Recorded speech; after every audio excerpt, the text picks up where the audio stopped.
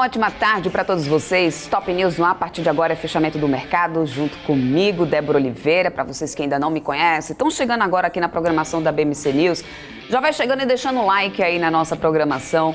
Pode compartilhar também aqui o nosso canal com seus amigos, familiares, para poder a gente conseguir bater a nossa meta aqui de se tornar o maior canal do mercado financeiro em números de inscritos. Já comecei o fechamento pedindo mesmo aqui para todo mundo. Vamos lá, vamos ajudar aqui a BMC News.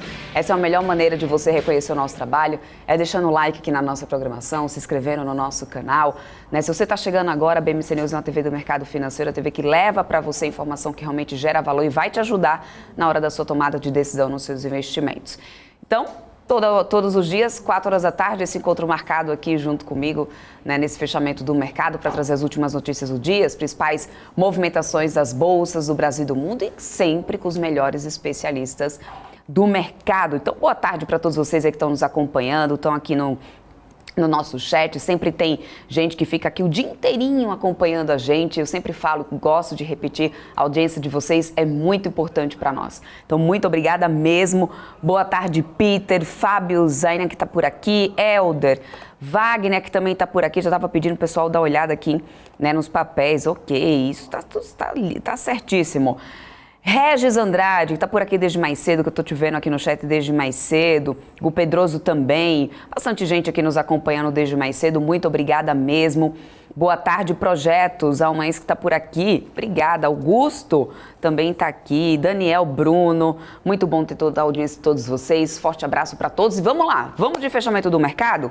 Daqui a pouquinho eu falo mais com vocês aqui no nosso chat. Deixa eu já trazer aqui o meu telão do Profit da Nelógica para poder a gente dar uma olhada nesse índice Bovespa, que começou o dia no positivo, mas aí zerou os ganhos, foi para uma queda e no final agora, já entrando para a reta final aqui desse pregão de quinta-feira, um volume até baixo, a gente tem o Ibovespa voltando para o patamar dos 114 mil pontos, mas ainda mantendo o sinal negativo, 0,14 de queda agora. Reduziu um pouco as perdas, mas 114.138 pontos, queda de 0,12 nesse momento. No dólar futuro, a gente também tem queda agora, 0,17%, moeda americana cotada a 5,7. Mais cedo, a gente tinha alta desse dólar, inclusive, a gente passou a manhã inteira praticamente com o dólar no positivo, acabou virando aí no início da tarde e a gente segue assim então, com dólar e Bovespa na mesma direção por enquanto.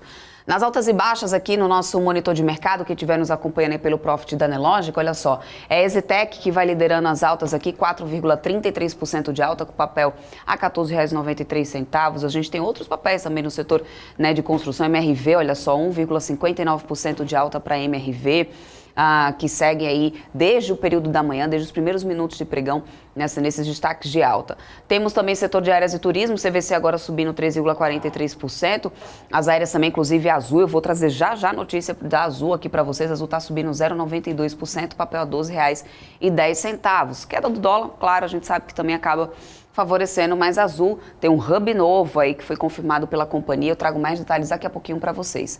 Petrobras, papéis de Petrobras agora na liderança dos destaques de queda, papéis da Petrobras que já vinham no negativo, descolado inclusive do setor de petróleo que acompanhavam a alta da commodity e aí com a confirmação do Jean Paul Prats expandiu um pouco mais essas perdas, as incertezas em relação à velocidade das mudanças da estatal, incertezas em relação a dividendos. Tem muita coisa ainda em jogo nessa situação, nessa mudança de direção da estatal. E aí a gente tem Petrobras caindo agora quase 3%, Petro 3 e Petro 4 também aqui caindo 2,78%. Frigoríficos e papeleiras também caíam, estavam destaques de queda aqui. No final das contas, a gente tem, olha só, frigoríficos nessas quedas de ouro, não só frigorífico, mas Suzano está aqui, estava procurando Suzano, 1,8% de queda para Suzano. No caso de Suzano, Klabin também teve recomendação, a gente vai falar mais sobre isso daqui a pouquinho, teve recomendação sendo rebaixada e isso vem já impactando os papéis desde o início do pregão de hoje. Lá fora, nos Estados Unidos, a gente tem, olha só, as bolsas todas operando num sentido único, inclusive numa alta, assim que a gente tiveram dados muito importantes sendo divulgados hoje nos Estados Unidos, inclusive o PIB, o PCE, a gente vai também detalhar isso daqui a pouquinho para vocês, para quem está chegando agora aqui na programação, não acompanhou o período da manhã, a gente vai trazer um resumão de tudo isso, mas agora as bolsas americanas todas sobem, Dow Jones está subindo 0,30, S&P 500 0,70, Nasdaq que a Bolsa da Tecnologia por lá está subindo agora 1,25%. E temos temporada de resultados acontecendo também lá nos Estados Unidos. Vamos debater sobre isso e outros mais assuntos aqui ao longo da nossa programação. Mas antes, deixa eu dar boa tarde para ele, David Martins, que está aqui comigo para poder fazer junto comigo esse fechamento do mercado. David, que é consultor de investimentos da Sara Invest, toda quinta-feira aqui comigo no Top News. David, seja bem-vindo. Olá, Débora. Uma boa tarde a todos que nos acompanham. Vamos lá para mais um fechamento de mercado. Vamos lá, David. Eu vou começar trazendo um giro aqui de notícias para daqui a pouquinho a gente repercutir um pouco aí nessas últimas movimentações do Ibovespa. Eu falei para vocês agora há pouco que a gente tinha alta da Azul e a Azul anunciou que vai tornar Confins, na região metropolitana de Belo Horizonte, Minas Gerais, o seu novo centro de operações regionais. A empresa informou também a oferta de novos voos e destinos em Minas. Como parte da instalação do hub, a companhia deve construir um centro de manutenção de aeronaves, mas não informou o valor que será investido nas instalações. Durante o evento promovido pelo governo mineiro, a companhia anunciou 3 novos voos regionais no estado, com partidas de Araxá, Divinópolis e São João del Rei, elevando para 14 as cidades atendidas em Minas Gerais. Também será lançada uma rota entre Confins e a ilha de Curaçao e a retomada dos voos entre Confins e Fort Lauderdale, lá nos Estados Unidos. E o indicado à presidência da Petrobras, o Jean Paul Prates, foi eleito para uma vaga no Conselho de Administração da estatal e, em seguida, já confirmado no cargo de CEO. O ex-senador foi aprovado por unanimidade em 2 votações.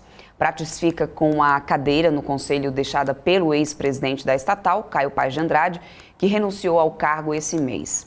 Prates tinha reunião já prevista com o Lula às 4 horas da tarde de hoje. A gente está acompanhando aqui, qualquer coisa a gente transmite para vocês, se houver uma fala aí do presidente e do novo, então, CEO da estatal. As ações da Petrobras seguem em queda, no pregão dessa quinta-feira, como eu mostrei agora há pouco aqui para vocês. Eu quero trazer o David só para poder a gente comentar um pouquinho aqui, David, essa questão dessa mudança em Petrobras já era esperado, na verdade, não é uma novidade isso, mas muito tem se questionado sobre a velocidade das mudanças, a velocidade da mudança na direção da companhia e o mercado já fazendo bastante preço, na Petrobras hoje. Qual que é a tua avaliação em relação a essa reação do mercado nesse pregão de hoje para a Petrobras? Eita, quase não sai, para a Petrobras. Débora, assim, a Petrobras todos já estavam aguardando, e já era previsto o Prates como presidente da companhia. Então, essa aprovação já estava no preço praticamente do papel. Eu acho que o que falta agora, o mercado aguarda, vão ser as primeiras falas já como presidente da companhia, Claro que isso vai acontecer mais para frente, mas depois da aprovação que aconteceu no dia de hoje no Conselho. Então, como vão ser as falas do Prates com relação à questão da política de preço dos combustíveis? Como vai ser a fala do Prates com relação aos dividendos da companhia? Como será a fala do Prates com relação às próprias diretrizes, o planejamento estratégico da empresa? Porque ele tem um amplo conhecimento dentro desse segmento. Então, em certa parte, a gente visualiza como um bom nome. Mas ele também tem a questão política, E a gente sabe como o político acaba trabalhando não só visando ali a questão da empresa, mas também interesses partidários, isso que pode trazer uma certa volatilidade para o papel. Então, acho que a gente precisa acompanhar essa primeira fala ali como um presidente, já definido e aprovado em conselho com relação a esses 3 pontos que eu mencionei. Então, a gente vê política de preço, dividendos e também com relação ao planejamento estratégico ali da empresa. É isso aí. A gente vai ficar acompanhando, como eu falei para vocês, se a gente tiver uma coletiva de imprensa do presidente Lula junto, agora, com o Jean Paul Prates, já na Petrobras, a gente, claro, trará aqui todas as informações em primeira mão para vocês. Mudando agora um pouco de assunto, gente, a Oi divulgou um fato relevante hoje, informando que ontem, após o fechamento do mercado, tomou conhecimento de um requerimento formulado por um grupo de acionistas detentores de mais de 1% do capital social da companhia, pedindo a convocação, no prazo de 8 dias, de uma Assembleia Geral Extraordinária da companhia para deliberar, entre outros assuntos, sobre a destituição do Conselho de Administração da empresa. Segundo a Oi, os requerentes não forneceram todos os documentos exigidos para a convocação de uma AGE e vai solicitar a apresentação das informações e documentos necessários. Em um outro documento, a companhia também informou que recebeu ontem um ofício da B3 sobre essas oscilações que foram registradas, né, com valores mobiliários de sua emissão e o número de negociações de negócios, né, a quantidade negociada. A operadora explicou que, embora não seja possível para a companhia precisar, é possível que as oscilações atípicas acima, né, que a gente já mencionou aqui e que a gente mostrou aqui durante a nossa programação, inclusive, estejam de alguma maneira relacionadas a esse requerimento e a posição acionária apresentada pelos requerentes. O fato é que a gente realmente tinha aqui Oi subindo bastante também no pregão dessa quinta-feira. Eu vou trazer aqui para a gente dar uma olhada, né, no setor, como a gente está agora. Olha só, o IBR3 subindo 10%, a 2,31 papel, e o IBR4 subindo 5,48, mas mais liquidez aí o IBR3 a R$ 2,31. O restante do setor também sobe, TIM e Vivo também estão subindo agora. TIM subindo 0,70, R$ 11,52. Nesse caso da TIM também tem notícias que eu vou trazer aqui, né, para vocês daqui a pouquinho. Bom, na avaliação do Credit Suisse, gente, as empresas varejistas de alimentos devem apresentar resultados do quarto trimestre ainda sob efeitos da inflação elevada dos alimentos, o que favorece, né, operações de atacarejo. O banco espera que o açaí tenha resultados positivos com a pressão na renda dos consumidores. Já o Grupo Pão de Açúcar deve registrar um aumento de 10,9% nas vendas consolidadas no Brasil. O Grupo Mateus deve ter alta de 34,5% nas receitas, mas margens podem ser pressionadas por efeitos promocionais. O banco manteve a recomendação de compra para açaí, um preço-alvo a R$ 25. Para o Grupo Pão de Açúcar, a recomendação é neutra e o preço-alvo R$ 23. No caso de Grupo Mateus, a recomendação também é neutra e preço-alvo é R$ 6,50.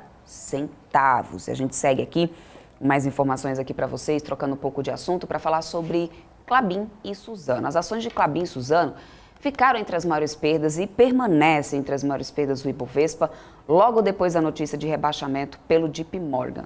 Veja agora esse e outros destaques do mundo corporativo. Acompanhe. Durante todo o período da manhã, os papéis de Klabin e Suzano permaneceram entre as maiores baixas do Ibovespa, depois da divulgação do relatório do JP Morgan, que rebaixou a recomendação para as duas produtoras de papel e celulose de compra para neutro, e os preços-alvos caíram de 36 para 24 no caso da Klabin e de 70 para 56 para a Suzano. O banco mencionou piora nas projeções para os preços da celulose, o que resultou em deteriorização das previsões dos resultados das duas companhias. E a PetroRio informou ao mercado nesta quinta-feira a conclusão da aquisição de 90% de participação e operação do campo de Albacora Leste. Antes, o ativo pertencia à Petrobras. Segundo o fato relevante, o pagamento de mais de $1,5 bilhão foi efetuado hoje, depois do pagamento de $296 milhões feito no dia da assinatura do contrato, em 28 de abril de 2022. Uma operação total de quase $2 bilhões. A companhia ainda informou que um adicional de até $250 milhões poderá ser efetuado dependendo das cotações futuras do petróleo Brent. A Agência Nacional de Petróleo, Gás Natural e Biocombustíveis já foi comunicada a respeito da conclusão do negócio. Já a Allied Tecnologia informou ao mercado nesta quinta-feira que reconhece que a Americanas é sua cliente de operação de distribuição de varejo digital e possui créditos a receber da varejista. A empresa afirmou também que avalia a totalidade dos valores devidos pela varejista e diz que se manifestará de forma e tempo oportuno. A Allied esclareceu ainda que possui apólice de seguro de crédito vigente com cobertura suficiente para cobrir o valor devido pelas Americanas. E os laboratórios farmacêuticos nacionais e fabricantes de genéricos recorreram à Secretaria da Fazenda e Planejamento do Estado de São Paulo numa tentativa de suspender a vigência de uma portaria publicada na virada do ano que eleva os preços de medicamentos e pode provocar um desabastecimento ou vários desabastecimentos pontuais em determinados tratamentos.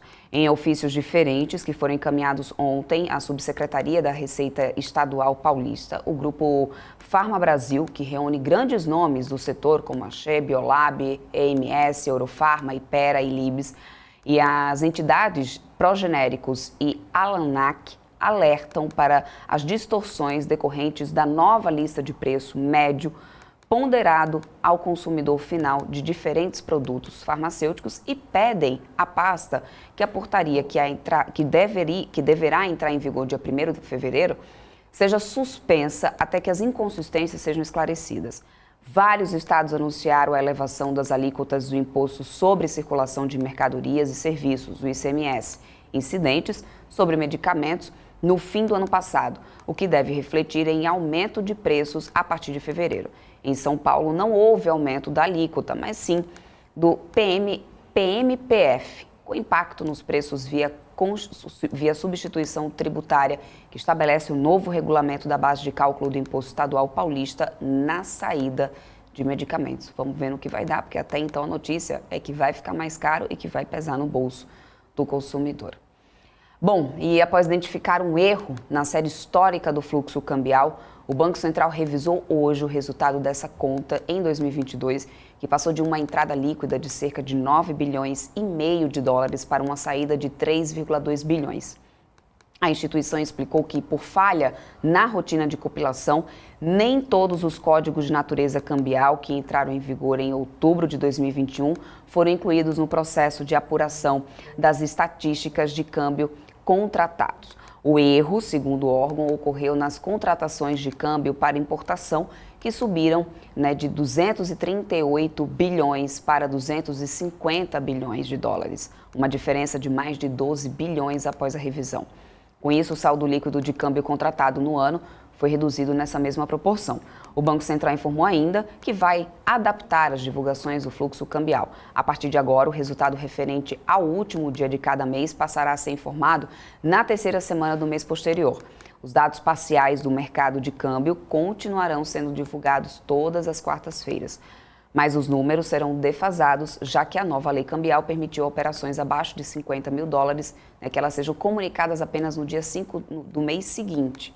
Essas operações representam cerca de 3% do valor total operado. David Martins, vamos falar de Oi? A Oi que está aí nessa oscilação. Eu sei que Oi é um papel que a gente sempre divide o mercado entre ame ou odeie. Hoje pela manhã já tinha um pessoal aqui perguntando, e a Oi? Fala para a gente sobre a Oi. Teve essa notícia então, não tem, segundo a companhia, nada que a não ser essa assembleia tal que possa justificar essa oscilação de Oi. Mas também alguns analistas falavam sobre uma rotação de setores. Você acredita mais nisso ou nessa movimentação por causa dessa assembleia? Ô David, por que essa especulação é tão positiva em cima da Oi agora? Acho que o ponto que a gente deve levar em consideração com relação à alta, que a gente veio na Oi nessa última semana, reflete diretamente a questão que nós teremos dentro do Conselho, então essa chamada de reunião ali do Conselho. E por que isso? Quando a gente fala do mercado de ações, quando eu compro uma ação, eu tenho a possibilidade de alugá-la. Então, quando eu coloco essa ação para alocação, eu perco o meu direito de votar em assembleia. Então, quando a gente vê esse movimento de assembleia próxima, alguma chamada de assembleia, muitos investidores, até investidores grandes, a gente pode colocar assim, eles vão buscar estar com o papel de posse dele, para que sim ele possa exercer o seu direito de voto dentro da assembleia. Então, esse movimento eu vejo muito mais voltado, essa alta, com relação a os investidores, as pessoas que já detêm um percentual da empresa buscando poder votar nessa assembleia, do que de fato alguma mudança na diretriz ou até mesmo uma vislumbração ali de uma mudança significativa que traga uma recuperação para a empresa e que faça sentido investir pensando no longo prazo. E sim, eu vejo uma questão mais pontual voltada à assembleia e essa questão relacionada a se eu tenho uma ação, eu vou deixar ela para alugar? Se eu deixar ela para alugar, eu perco meu direito de voto. Então você tira e você vai mudando a sua posição. Então muitos investidores começam a tomar papéis, para que eles possam votar na Assembleia e aí sim exercer o seu direito e as suas vontades de acordo com o que for mais propício, pensando pelo lado do investidor. O que está acontecendo? Quem que estava aqui? O Regis não, é o Fagner que estava perguntando o que aconteceu com a Petrobras. Fagner, a gente teve efetivação, então agora aí o Jean Paul Prats assumindo como já interino e também no conselho e também já como CEO da Petrobras. Ele tinha uma reunião marcada com o presidente Lula agora às 16h. A expectativa do mercado é para que haja já uma fala do Prats já como CEO, agora já como conselho da Petrobras. Essa votação foi unânime. né, para que ele assuma realmente aí a estatal. Vamos aguardar as próximas movimentações, mas o mercado vem fazendo preço aí em cima, né, disso. É uma das movimentações que a gente está acompanhando até agora. Qualquer novidade, né, vindo em relação a essa reunião que deve estar acontecendo agora, a gente traz aqui para vocês. Bom, mas antes a gente vai para um rápido intervalinho comercial. Na volta a gente continua aqui com o nosso papo, trazendo mais notícias de mercado para vocês. Não sai daí que a gente volta já.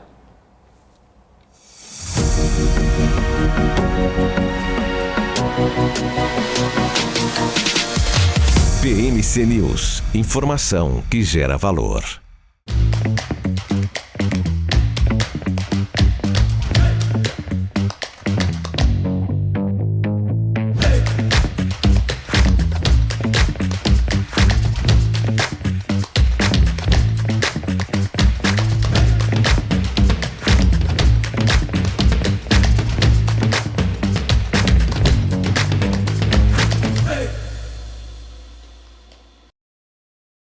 As empresas que fazem parte do seu dia a dia estão em uma das maiores bolsas do mundo, a Nasdaq. E a boa notícia é que você pode investir nessas empresas diretamente pela Avenue, sua corretora nos Estados Unidos. Com os dados das ações dos Estados Unidos fornecidos pela Nasdaq em tempo real, o cliente Avenue pode acessar diretamente as maiores bolsas do mercado americano.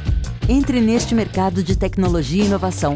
Acesse avenue.com.br/Nasdaq e seja bem-vindo ao mercado global.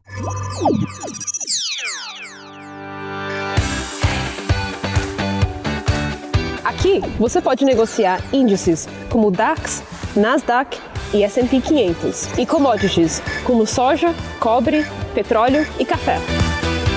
Além de ações e ADRs das maiores empresas do mundo, como a BMW, Google, Apple, Netflix e Disney.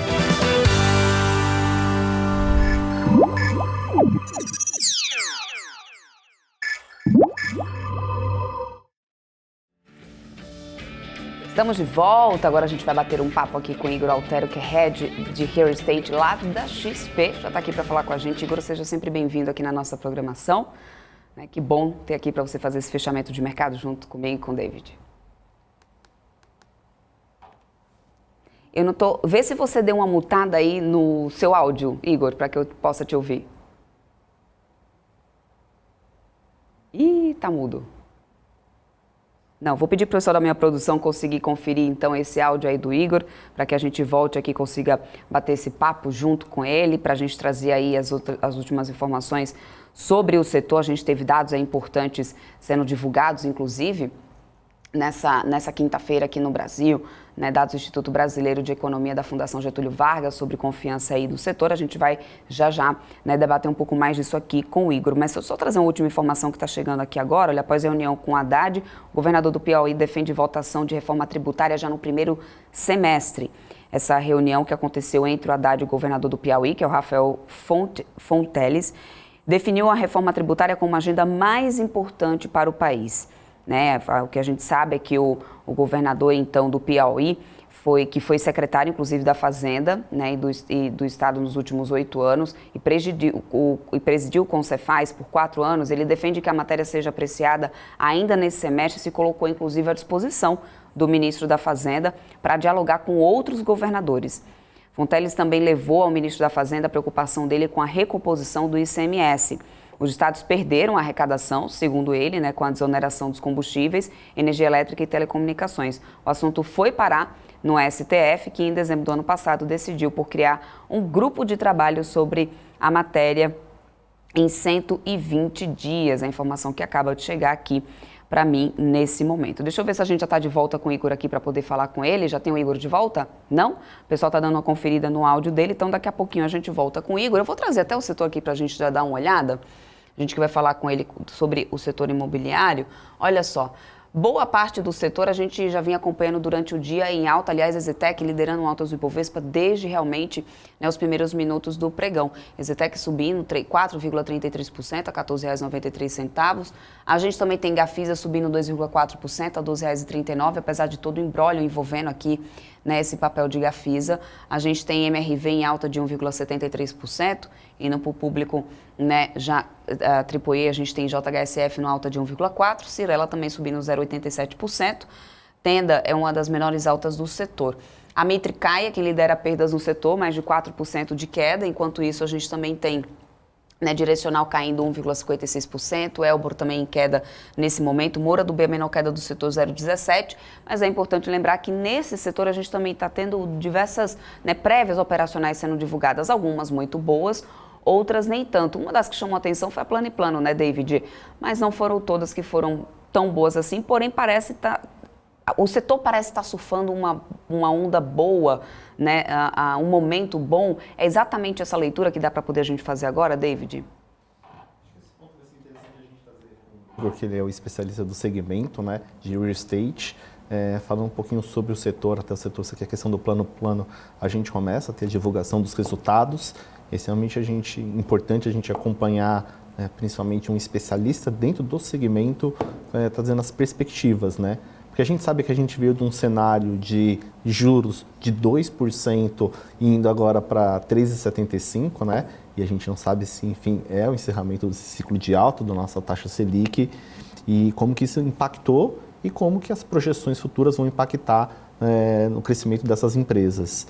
A gente vê através do Focus, que é o boletim do Banco Central, uma expectativa de queda já para este ano, na nossa taxa Selic, mas isso a gente precisa acompanhar, porque a gente ainda vê todo um risco fiscal, vê até mesmo a questão política falando com relação a uma reforma tributária que é totalmente necessária, mas será que o governo vai abrir mão de o imposto atrelado ao imposto de renda, Porque a gente vê ali que quando a gente fala de uma reforma tributária, bate muito na tecla de fazer uma reforma também da tabela de imposto de renda da pessoa física. Então, subir ali aquela faixa de isenção. Mas isso tem impacto direto quando a gente vai analisar do governo, a questão fiscal. Então, a gente vê ainda com muito receio este lado que impacta diretamente quando a gente fala sobre inflação nos juros, e isso impacta o setor de real estate. Porque quando o juros está mais elevado, será que faz sentido eu, David, pessoa física, comprar um imóvel? Ou eu preciso aguardar uma queda nos juros? É claro que a gente está falando hoje dos juros atual, mas a gente sempre precisa visualizar o juros futuro, a curva de juros. Porque quando a gente faz um financiamento habitacional, a gente está falando aí um financiamento de 20, 30 anos. Então, essas empresas acabam sendo impactadas diretamente pelos juros. Então vai ser interessante a nossa conversa com o Igor. Não sei se já conseguiu restabelecer o sinal. O pessoal ainda está tentando resgatar aqui a conexão dele. Então já a gente continua falando mais sobre o setor mesmo, David. Vamos trazer então, enquanto a gente não tem o Igor aqui para falar mais sobre o setor, falar um pouquinho sobre Americanas. A gente já falou bastante aqui na semana passada, quando você estava aqui, mas diversos desdobramentos têm surgido a cada minuto. A cada dia que passa é uma novidade, é eliminar que vai, eliminar que vem, enfim, isso acho que é um imbróglio, uma novela que ainda vai render muitos capítulos. Mas olhando para o comportamento do papel, porque a gente vem acompanhando, inclusive, nesse pregão de quarta-feira, no pregão de hoje, a gente tem altas aqui, é claro que é importante lembrar, que alta de, como a gente está vendo agora, de 10%, ou ontem, como a gente viu, alta até maior do que isso, não significa dizer que o papel está recuperando o valor, isso a gente também já falou aqui, David, mas esse tipo de comportamento, que até a própria Americanas foi questionada sobre isso, é totalmente especulativo, O que explica esse tipo de ação e qual que é o alerta que você deixa para os investidores numa situação como essa de Americanas? É um movimento especulativo, Débora? Porque a gente continua ainda com muitas incertezas com relação ao papel. E o Igor voltou? Então, isso, o Igor voltou. A gente vamos continuar já falando. Então, em volta para Americanas daqui a pouquinho. Então, deixa eu voltar com o Igor, já que a gente tem o áudio dele, para poder continuar aqui o papo que a gente estava tendo sobre Igor. Deixa eu ver se eu te ouço agora. Tudo bem? Agora acho que eu estou conseguindo. Tá dando certo. Problemas técnicos aqui, mas resolvemos já. Não tem problema. Tá tudo Prazer certo, falar com vocês Igor. novamente. Prazer enorme.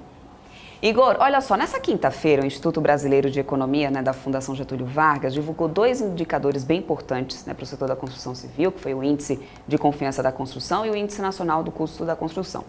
A confiança da construção caiu 1,7 ponto em janeiro, indo para 93,6, que é considerado o menor nível desde março de 2022. Já na comparação interanual, o indicador de confiança foi sustentado por uma melhora bem expressiva, inclusive na percepção em relação à situação mais corrente, realmente, dos empresários ligados à infraestrutura. Na prática, o que representam esses dados na tua leitura? Assim, eu acho que a confiança ela é muito sensível na compra do imóvel, né? Então, quando a gente tem visto, por exemplo, dado operacional das construtoras aí que soltaram as prévias operacionais no quarto trimestre, e o segmento de média e alta renda, né, e principalmente o segmento de média renda que eu estou falando, ele é muito sensível à dinâmica da confiança, né? Porque hoje, se você para pensar, né, poxa, quando a compra do imóvel, a gente pode falar que é a compra mais importante da vida da pessoa, né? E agora a gente está no momento, poxa, com muita dúvida com relação ao cenário político, cenário eleitoral. Então, dito isso, acaba sendo aquela compra que as pessoas, dado o nível de desconfiança, né, de falta de confiança do que está acontecendo, do que vai acontecer com o emprego no momento que você pensa, né? Compra de lançamento, por exemplo, de apartamento na planta. As pessoas compram agora para depois de 3 anos, 4 anos, estar fazendo repasse com o banco, né, ou seja, só vai saber qual que é a taxa de financiamento imobiliário de fato daqui a 3, 4 anos. A gente viu também um cenário um pouco mais difícil do lado de inflação, né, que pressionou também um pouco do preço dos lançamentos. Então, esse ambiente todo acabou dificultando muito a questão da confiança, e como consequência o que a gente tem visto é o segmento de média renda sentindo um pouco mais esse efeito aí da confiança. Isso é mais presente eu gosto de quebrar os segmentos, né?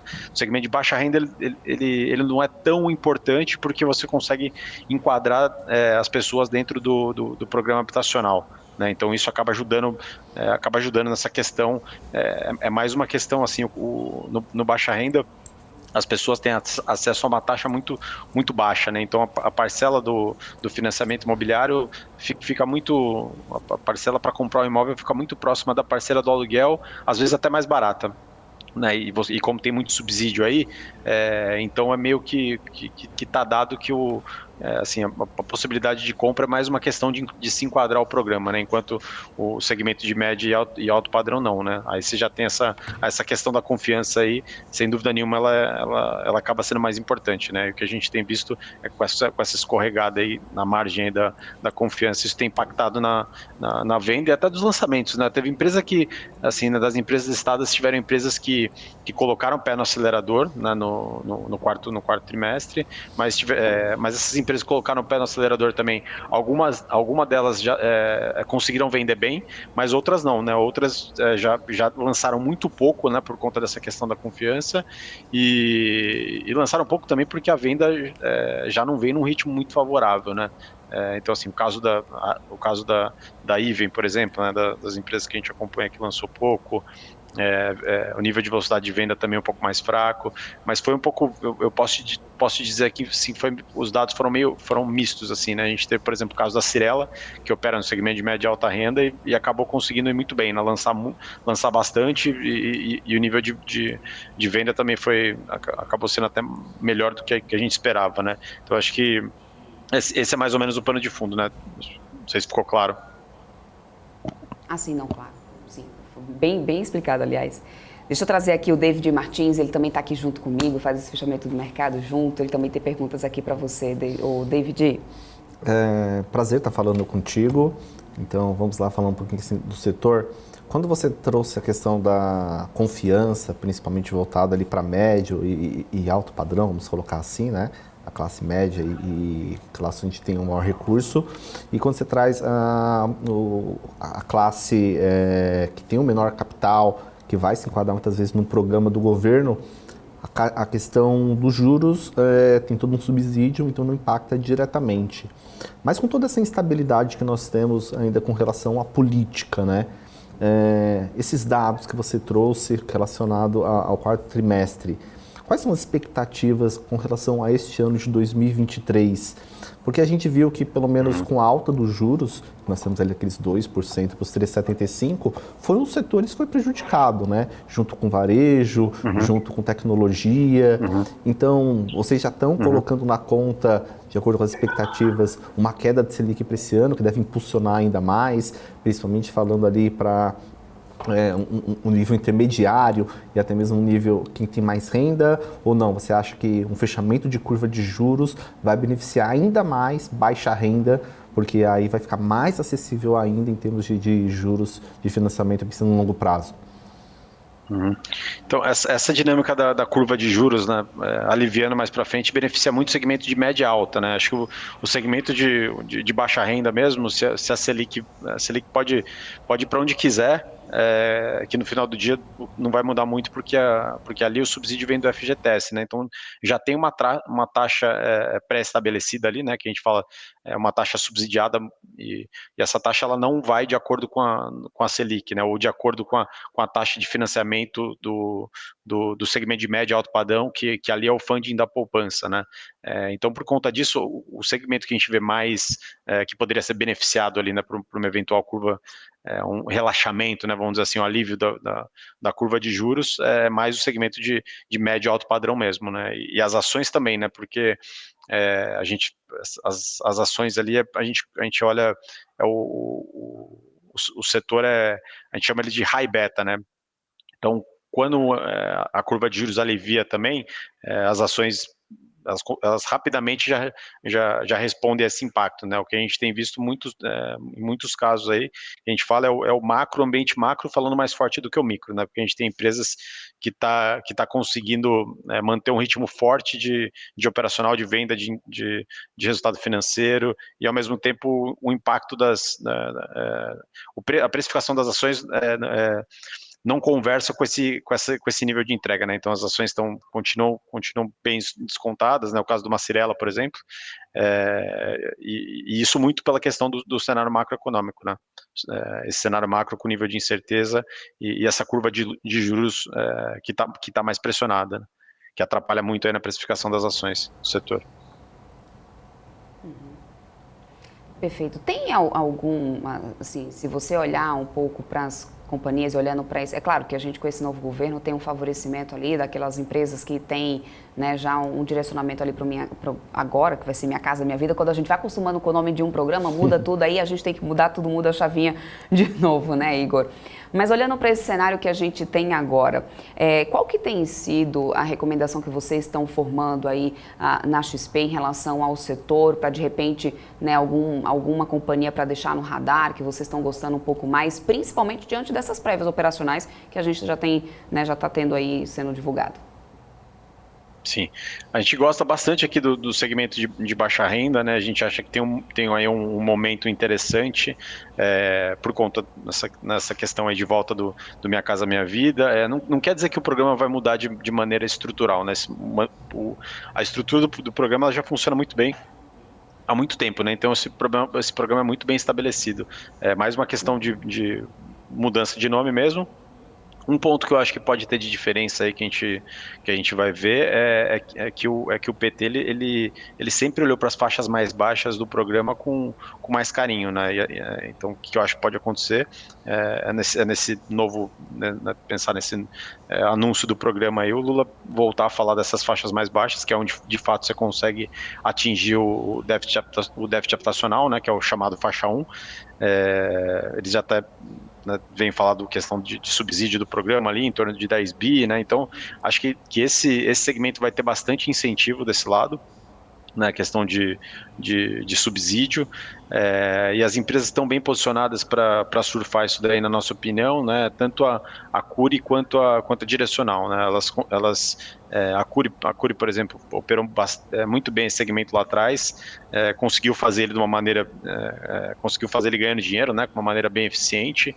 É muito desafiador você conseguir construir nesse segmento, porque o ticket é muito baixo, então você tem que ser muito bom na construção, né? Então as empresas mais eficientes aí, na nossa opinião, para conseguir tocar isso daí é a Cury e a Direcional, né? Hoje a Cury é a nossa top pick aqui, mas a gente entende também que essa faixa aí, né, se de fato tiver um incentivo grande, a gente entende que pode ser que tem que ser visto mais como uma oportunidade, assim, né, uma questão mais oportunística, né, para adicionar um VGV além do que as empresas já estão pensando em lançar, né, sempre lembrando que é desafiador você aumentar subsídio no momento agora, por exemplo, que o fiscal tá bem delicado, né? Então a gente entende que em um determinado momento essas faixas aí naturalmente podem voltar a deixar de existir, né? Então,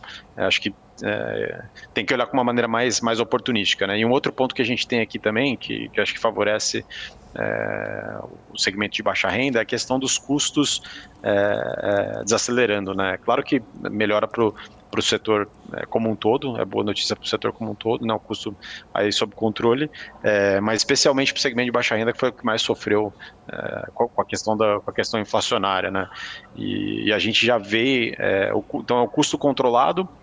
Algumas iniciativas aí que já foram mencionadas aí no caso da Verde e Amarela, que ainda não estão rodando na prática, né, como o uso do FGTS consignado, o aumento do prazo do financiamento imobiliário de 30 para 35 anos, todas essas medidas aí visam melhorar o affordability, e essa melhora de affordability vai dar espaço para que as empresas listadas aí continuem aumentando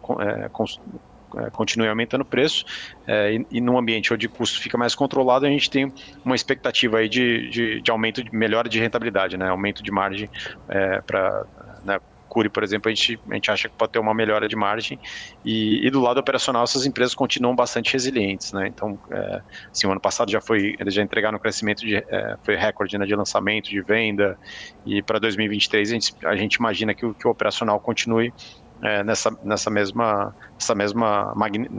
tocada, né, vamos dizer assim, com crescimento, com recorde de lançamento e de venda também, né? Então acho que, e repassando o preço, acho que esse é um ponto bem importante aí, né? A gente viu muita empresa de baixa renda que acabou sofrendo né, por conta dessa dinâmica da inflação, que deixou de fazer repasse de preço, né, para beneficiar a Giro, que acabou sofrendo um pouco mais, né? Acho que a Cury aqui é o nome que é a nossa top pick, né? Igor, aproveitando, fazer agora até um comparativo, assim, que a gente tem visto, né? O investidor brasileiro, com a eleição do presidente Lula, muitos têm buscado também em investir no exterior, né? Buscando ali uma proteção cambial, por mais que o dólar tenha desvalorizado aí no curto prazo, mas a gente vê muitos investidores com receio, principalmente ali do governo da Dilma, né? Que a gente teve uma inflação elevada, juros elevados. Então, por mais que a gente tenha visto recentemente uma queda no desemprego no país, quando a gente fala até mesmo da classe mais baixa, enfim, baixa renda, vamos colocar assim, em termos de imóvel, e a gente sabe que o país tem um déficit habitacional, fica toda uma preocupação com relação ao desemprego, com relação a uma piora fiscal, que isso vai impactar diretamente nos investimentos no segmento. Então, quando a gente fala com relação a este momento, até trazendo aqui uma pimentinha, investir em real estate no exterior, pensando no mercado norte-americano, ou no Brasil seria a melhor oportunidade para fazer esse investimento, pensando em algo mais até seguro, né? A gente fala no Brasil, a gente é muito voltado aqui, quando a gente fala das gerações passadas, comprar um imóvel. Então, onde estaria o maior conforto em termos de investimento neste momento? Uhum. Eu acho que hoje a gente ainda tem taxa boa aqui, né, para comprar imóvel no Brasil, né, vis-à-vis, ainda mais quando a gente compara vis-à-vis o que tem a taxa Selic, né? A gente tem, por exemplo, a Caixa tem uma linha chamada Procotista que está por volta ali de TR mais 8, TR mais 9, então muitas vezes vale a pena você deixar o teu dinheiro aplicado numa renda fixa, né, próximo, que você vai ter uma correção ali próxima de CDI, e conseguir tomar esse financiamento nesse patamar, né, de TR mais 8, entre TR mais 8 e TR mais 9. E aí acho que tem boas oportunidades, né, de compra de imóvel aqui no Brasil. Claro que tem que escolher com muito cuidado. O que eu acho que assim, né, tá mais óbvio para compra são os imóveis prontos, né? Eu focaria em imóvel pronto, dado que a dinâmica do lançamento é aquilo que a gente falou, né? Quando você compra um lançamento, você está se expondo ao INCC, há 3 anos ali para o seu imóvel, né, na média vai demorar para entregar, e aí daqui a 3 anos é mais difícil você saber como é que no momento do repasse, né, com o banco, como é que vai ser as condições de financiamento, se você vai ter essa taxa aqui atrativa que a gente tem hoje, como é que, sim, se você vai ter, qual que é o teu...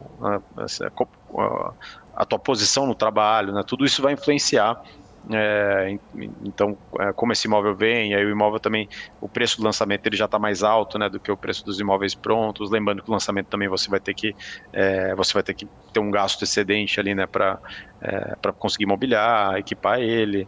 Então, hoje eu gosto mais do imóvel pronto, né? Eu olharia mais para o imóvel pronto. E acho que o mercado lá fora eu já acho mais difícil. Né, ainda mais considerando que os preços lá nos Estados Unidos de housing subiu bastante, né? Então eu ficaria de fora. Eu preferiria hoje estar olhando mais oportunidades aqui no Brasil do que estar comprando imóvel lá fora agora. Perfeito.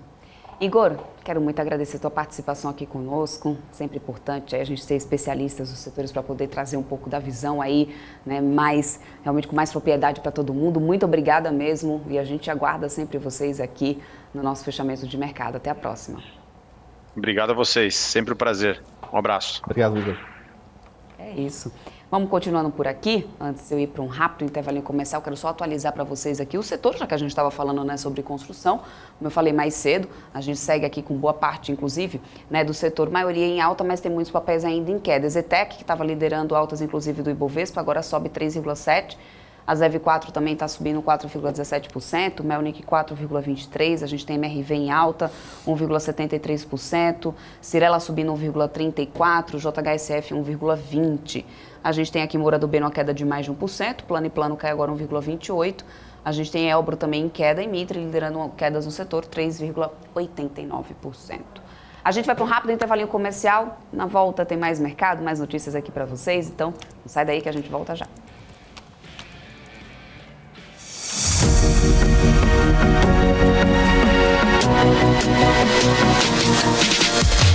BMC News, informação que gera valor. Atenção, investidor! Se você ainda não tem commodities na sua carteira, Você pode perder uma grande oportunidade em 2023. para investir em commodities não é necessário ser um fazendeiro. Mas é preciso conhecer algumas particularidades desse mercado, que é um dos maiores do mundo. Por isso, nos dias 4, 5 e 7 de fevereiro, Eu e o Vicente Zotti vamos ensinar tudo que vivenciamos nesses anos sobre investir em commodities no mercado financeiro. por ser um treinamento com acompanhamento presencial e online, As vagas são limitadas. serão 20 horas de conteúdo e um intensivão que vai acontecer Na sede da BMC News em São Paulo. Para saber mais, é só clicar no link. ou escanear o QR Code que está aparecendo na sua tela.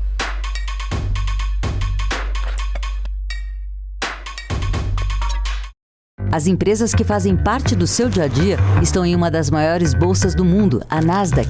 E a boa notícia é que você pode investir nessas empresas diretamente pela Avenue, sua corretora nos Estados Unidos. Com os dados das ações dos Estados Unidos fornecidos pela Nasdaq em tempo real, o cliente Avenue pode acessar diretamente as maiores bolsas do mercado americano.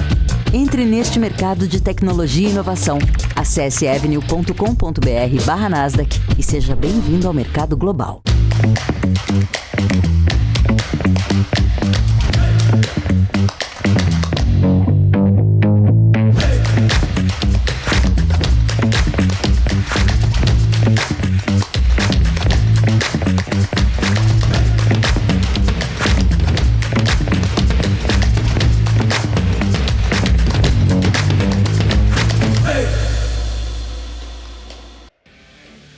Estamos de volta, só uma última notícia aqui para vocês. Na avaliação da corretora Ágora e do Bradesco BBI, se a aprovação dos novos membros da diretoria da Petrobras for realizada rapidamente pelo Conselho de Administração da estatal, o pagamento dos dividendos referentes ao trimestre pode ficar sob ameaça.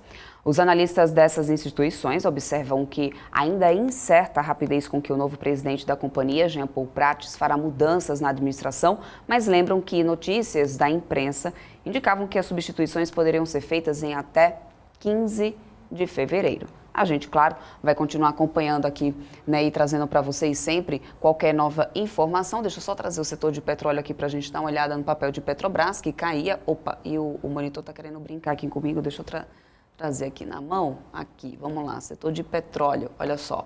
Petrobras agora está caindo 3%, Petro 4 também, queda de 2,78% por enquanto para os papéis aqui de Petrobras. Bom, Vamos continuando aqui o nosso papo agora com Pedro Novas, que é analista de ações da Comatu, gestora de recursos. Pedro, bem-vindo aqui à nossa programação. Muito obrigada por ter aceito aí o nosso convite.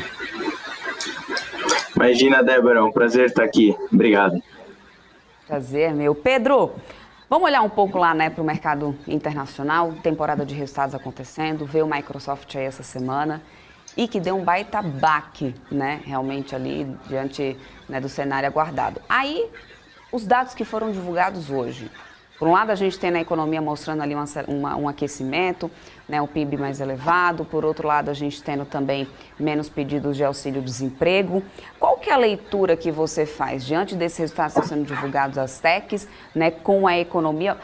Assim, pela minha leitura, e me corrija se eu estiver errada, parece que está tendo uma desconversa ali, não estão conversando o Fed junto com o que o mercado está fazendo, está respondendo com a economia americana. É essa a leitura que dá para fazer?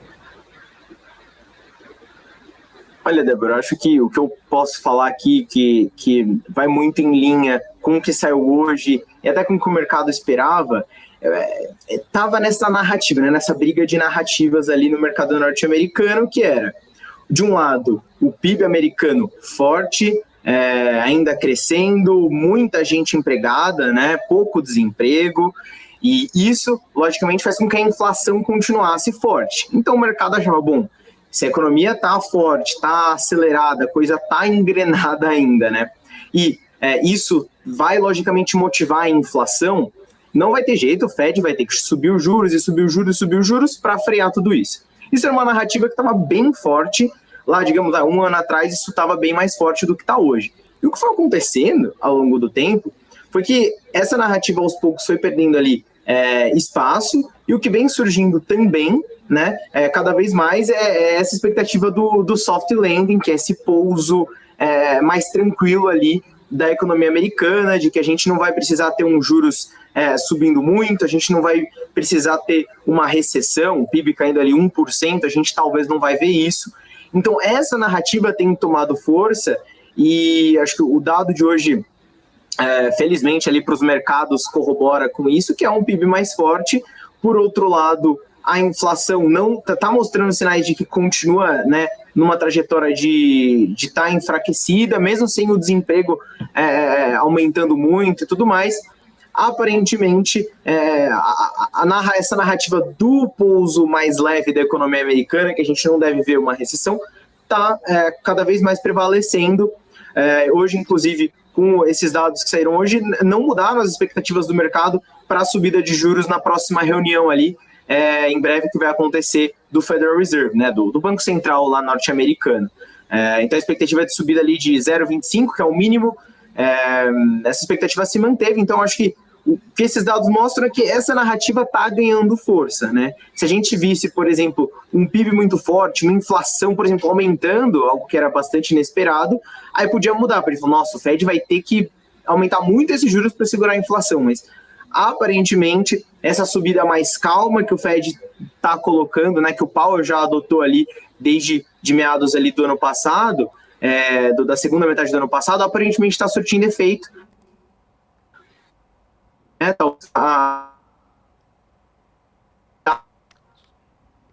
Pedro, a gente está perdendo um pouco aqui o seu sinal, está tendo uma certa interferência. Eu vou pedir para o pessoal, né, conseguir reconectar com você para poder a gente continuar o seu raciocínio, enquanto a gente está tentando restabelecer a conexão aqui com ele. Eu quero só atualizar aqui o mercado americano, que está subindo agora. Dow Jones sobe 0,38%, S&P 500 também segue em alta de 0,79%, Nasdaq, a bolsa da tecnologia por lá, subindo 1,32%. Esse é o resultado da Bolsa Americana, que nos índices futuros chegaram até perder um pouco o fôlego depois da divulgação dos dados que eram esperados para essa quinta-feira. Depois recuperaram um pouco e segue, então, né, desde o período da manhã, praticamente operando no sentido único. Em relação ao petróleo, lá fora a gente tem alta do Brent de 1,59%, o barril está $87,49. O WTI sobe 1,21%, barril $81,26. é o que a gente tem aqui, por enquanto, em relação ao mercado americano. Aqui no Brasil, a gente está descolado um pouco disso, né? E boa parte, depois que a gente teve esse peso maior aqui, aliás, de Petrobras, olha só, Petrobras, bancões e alguns papéis setor de varejo. A Vale aqui está dando uma segurada da gente não ter queda maior aqui, apesar da gente não estar tendo referência da China por causa do feriado por lá, a gente tem uma queda de 0,15 no Ibovespa, agora 114.098 pontos, que poderia ser uma queda maior se não fosse essa alta da Vale aqui, inclusive. O setor de bancões, como eu falei, não são todos, tá? A gente tem, por exemplo, ó, Bradesco está subindo, o BBDC4 sobe 0,14, uma alta, né, ainda não tão expressiva, mas está no patamar positivo.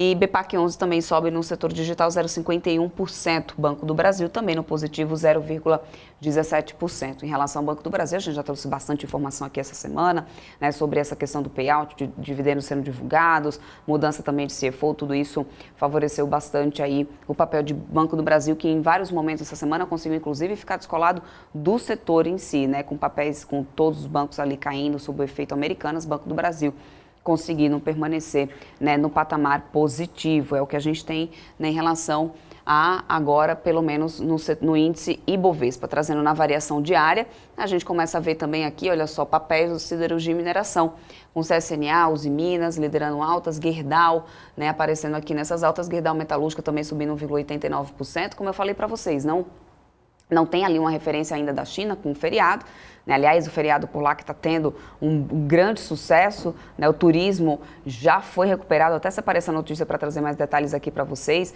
né? O turismo já foi recuperado lá na China, gente, para níveis pré-pandemia, inclusive, tá? Então, a gente vai debater já isso aqui para vocês. Enquanto isso, deixa eu trazer umas últimas informações aqui, vindo aqui para o Brasil, olhando aqui um pouco para o Brasil, uma notícia que, aliás, eu acho que muito brasileiro já tem aguardado há muito tempo.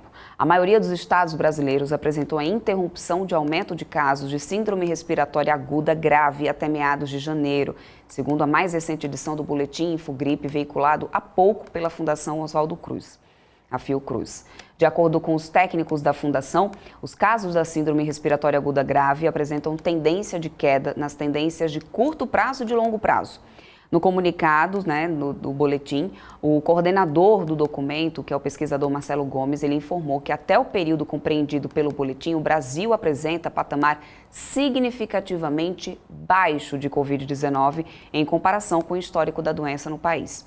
O documento é divulgado semanalmente, desde o começo da pandemia em 2020, como uma forma de monitorar de forma sistemática os casos da síndrome respiratória aguda grave no país, considerados, inclusive, muitas vezes como subnotificação de Covid-19. O boletim abrange a semana encerrada em 21 de janeiro de 2023, com base em dados inseridos no Sistema de Informação de Vigilância Epidemiológica da Gripe até 23 de janeiro de 2023. Por capitais, apenas 5 das 27 capitais apresentaram o crescimento da síndrome respiratória aguda grave na tendência de longo prazo, que são Campo Grande, Mato Grosso do Sul, Cuiabá, no Mato Grosso, João Pessoa, Paraíba, minha terra, Rio Branco, no Acre e Vitória, no Espírito Santo. Ao aprofundar esse cenário, né, mais atualizado de síndrome respiratória aguda grave no país, no estudo, os técnicos da Fundação informam que o aumento de casos dessa doença associados à Covid-19 observado no final de 2022 já foi interrompido e praticamente todos os estados têm cenário de queda para SARS-CoV-2, vírus causador da doença que causou a pandemia aqui no Brasil. Então, começamos a ter, né, um número baixíssimo.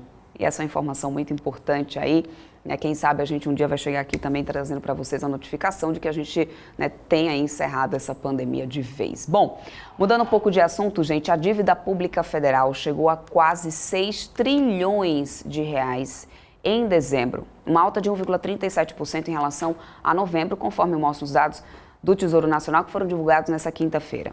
A dívida pública mobiliária federal interna sofreu alta de 1,48% no mesmo período para 5,6 trilhões. A dívida pública federal externa, por sua vez, ficou em 252,4 bilhões, uma queda de 0,89%. Falando de novo de saúde, o Ministério da Saúde aprovou hoje um repasse de 600 milhões de reais a estados e municípios para a realização de mutirões e cirurgias agendadas, consultas e exames no Sistema Único de Saúde, o SUS. Esse é o primeiro repasse do Programa Nacional para a Redução das Filas de Cirurgias Eletivas, Exames Complementares e Consultas Especializadas no Ministério. A partir de junho, estão previstos 3 bilhões de reais para procedimentos. E todo o montante deve ser publicado em uma portaria em fevereiro. Bom, vamos lá voltar com o Pedro, ele que está aqui novamente com a gente conseguiu restabelecer contato com ele. Pedro, agora sim a gente tem você de volta aqui. Oi, Débora, peço desculpa ali, para variar, caiu a energia bem durante nossa live. Mas como eu estava falando... Vou te falar, aqui já aconteceu Exatamente. de cair também, a gente está aqui no Itaim, a nossa sede fica aqui no Itaim, já aconteceu do bairro inteiro ficar sem energia e não tem jeito, né? Então a gente também já foi tomado nesse susto, fica tranquilo, Pedro. Exatamente, mas bom, o que eu estava comentando era realmente essa narrativa, digamos, do pouso mais tranquilo, ela se tornou mais preponderante, justamente com os dados que saíram ali do PIB, né? Mostrando que o PIB acelerou, a inflação não está em um momento de desaceleração, então isso acabou sendo positivo nesse sentido. Então acho que essa narrativa de que a gente não deve ver uma recessão, o Fed não vai precisar aumentar 0,5% ali na taxa de juros a cada reunião, essa narrativa cada vez mais perdeu força e a gente está vendo que as coisas devem seguir um pouco mais calmas ali. Então, do lado mais macro, acho que é isso que é legal de comentar. E, é claro, ainda que a inflação esteja num patamar mais razoável, as coisas estejam se encaminhando para um arrefecimento da inflação lá fora, as empresas ainda sofrem com isso porque elas têm a inflação em 2022 aconteceu, os resultados de 2022 estão saindo agora e essas empresas elas precisam mostrar ali que conseguiram repassar essa inflação e algumas que têm dificuldade acabam sofrendo com margens, então o mercado, eu até falei aqui na BMC algumas semanas atrás que o mercado olha muito para margens ali nessa temporada de resultados, né? Porque as empresas, elas vão crescer receita, porque a inflação foi ali bastante alta, mas elas vão conseguir também manter as suas margens, o quanto que elas vão crescer de receita, elas vão conseguir repassar de custo para os consumidores, né? Para as empresas que elas atendem, etc. Esse era o grande ponto aqui, o grande tom de toda essa temporada de resultados, né? Ok, o David Martins está aqui comigo fazendo esse fechamento do mercado. Também tem perguntas para você, Pedro. David. Olá, Pedro. Boa tarde, um prazer estar falando contigo. Aproveitando essa sua fala, tanto no cenário macro, falando do soft landing, como também trazendo já um aspecto mais dentro das empresas, né, falando ali das margens e a apresentação dos resultados referente ao ano passado. Como que vocês têm analisado a questão das demissões voltadas das empresas de tecnologia, né? Isso é refletindo, enfim, é uma explicação também para a diminuição de custos relacionado aos impactos que eles tiveram no ano passado, tanto com a expectativa de alta de juros, né, que vem acontecendo, como da inflação, então diminuir um pouco o custo e aí sim você trabalhar com uma margem mais dentro daquilo que é esperado pelo mercado, ou é uma readequação, porque as empresas cresceram muito e o foco não era produtividade, vamos colocar assim, e sim crescimento, e agora estão buscando uma maior produtividade. Será que Pedro Acho caiu? que a gente perdeu novamente o sinal aqui do Pedro, de repente. Será que nem olhei se está chovendo lá fora, viu, gente? Mas às vezes tem dessas aqui em São Paulo, né? As tecnologias e, aliás, a parte elétrica de São Paulo, eu costumo dizer, viu, David, que é hidrofóbica. Não pode ver chuva. Normalmente, quando a gente vê esse tipo de coisa acontecendo, é porque tem chuva aí chegando na área. Então, vamos tentar ver se a gente traz o Pedro aí de volta para a gente continuar o nosso papo. Enquanto a gente não traz o Pedro, vou trazer umas notícias internacionais aqui para o pessoal, né, que está nos acompanhando. Vamos lá. Débora, deixa eu só fazer um comentário. Por favor. Você trouxe os dados com relação às internações, pela questão... A Covid, a diminuição da Covid. Respiratória, depois ele trazendo alguns dados com relação à Covid. Assim, eu não vi nenhuma mudança em termos políticos, né, pública em si, nesse período. Né? Não sei os demais, como tenho observado, mas a gente tinha sempre sendo muito batido, né, ali o governo Bolsonaro, teve muitas falas ali desastrosas com relação à pandemia, então troca de ministro, mas desde então, assim, teve aquela diminuição, né, das falas, a gente teve até um aumento dos casos ali no mês de dezembro, Agora, janeiro, assim, não vi nenhuma mudança em política pública, lógico, também o tempo é curto, né, o espaço de tempo, mas aí a gente já viu o resultado, uma melhoria e até a diminuição de informações com relação a esse tema, né? E aí fica uma provocação, né? O que será que acontece? Será se já é um efeito prático da mudança ministerial, um novo governo ou não? Isso iria acontecer com o passar do tempo devido às pessoas que foram vacinadas no passado, por mais que a gente tivemos falas ali do presidente Jair Bolsonaro sendo contra praticamente ali a vacinação, né? Em alguns pontos deixando livre ali para as pessoas definirem se seriam vacinadas ou não. Mas é um dado positivo que você trouxe, mas pela questão política que foi tão comentada, né? Foi tão debatida no tempo eleitoral, a gente vê assim uma diminuição drástica. Então acho que fica uma provocação para todo mundo refletir com relação ao tema. Eu ainda acho que tem aí um efeito realmente da vacina, porque culturalmente falando, o Brasil, em comparação com qualquer outro país, né, tem uma cultura de vacinação, independente de ser de vacina de Covid, mas a gente sempre teve uma cultura de vacina muito maior do que qualquer outro país. E, por outro lado, a gente também não tinha, né, uma quarentena, como a gente estava vendo acontecer, por exemplo, na China. E quando foi tirado aí todas essas restrições, aquela coisa da política de Covid-0, você viu que teve uma onda lá altíssima, agora também lá na China volta a cair.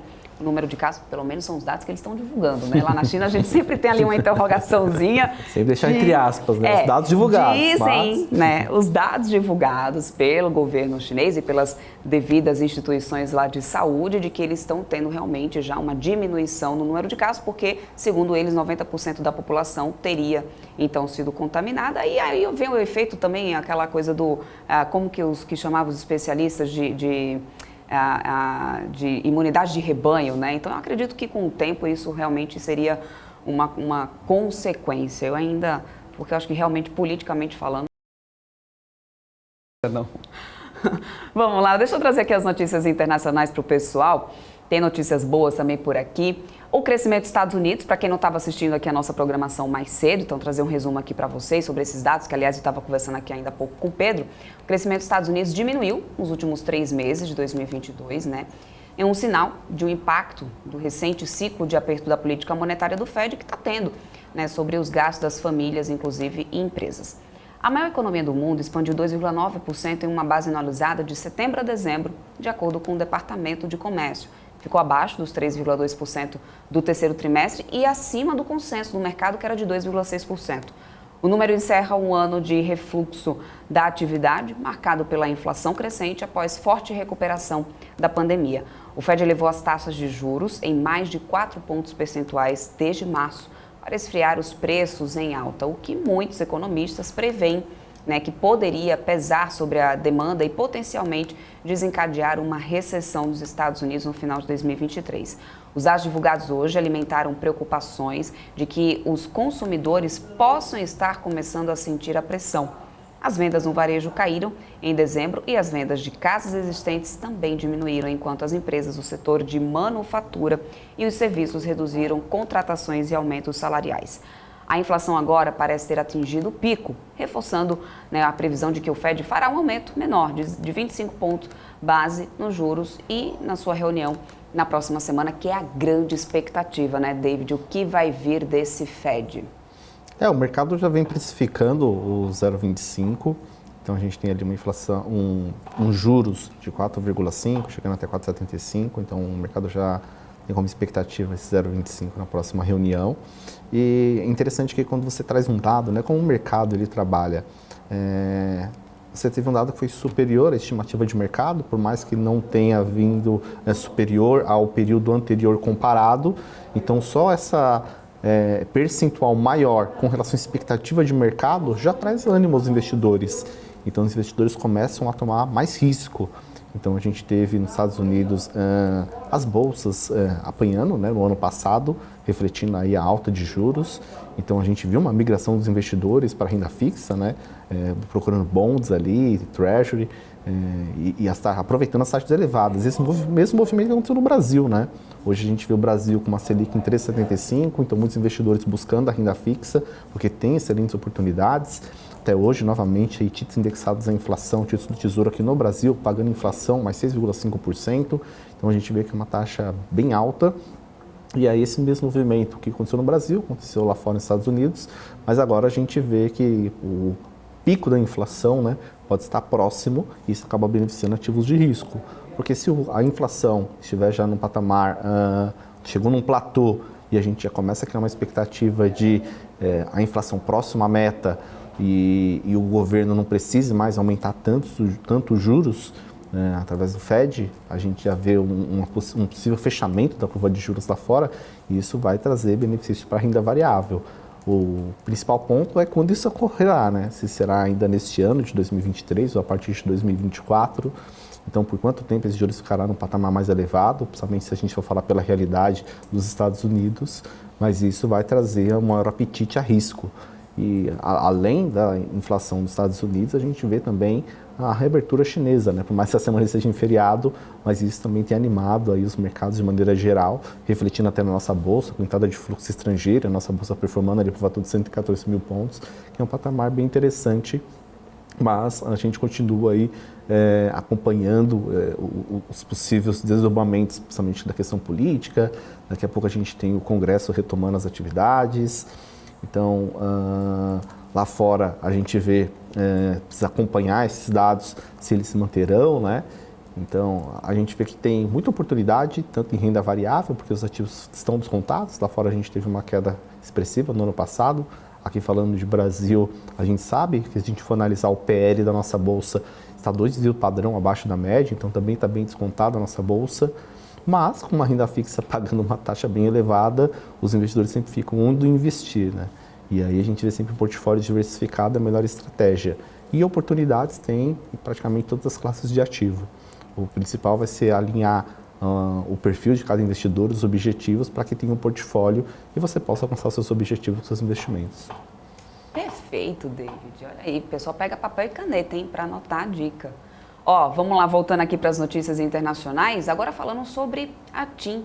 Na verdade, depois de desistir de uma possível venda da TIM no Brasil, a Telecom Itália intensificou as negociações com o governo italiano sobre a venda da sua rede fixa em casa para poder tentar diminuir o seu endividamento de 20 bilhões de euros. O CEO da companhia vai se reunir com autoridades do governo italiano para poder discutir o esboço, né, de um acordo preliminar e o possível impacto de incentivos públicos e alívio fiscal que, né, Roma avalia para o setor de telecomunicações. Pelo menos foi o que disseram algumas pessoas, né, pedindo para não serem identificadas.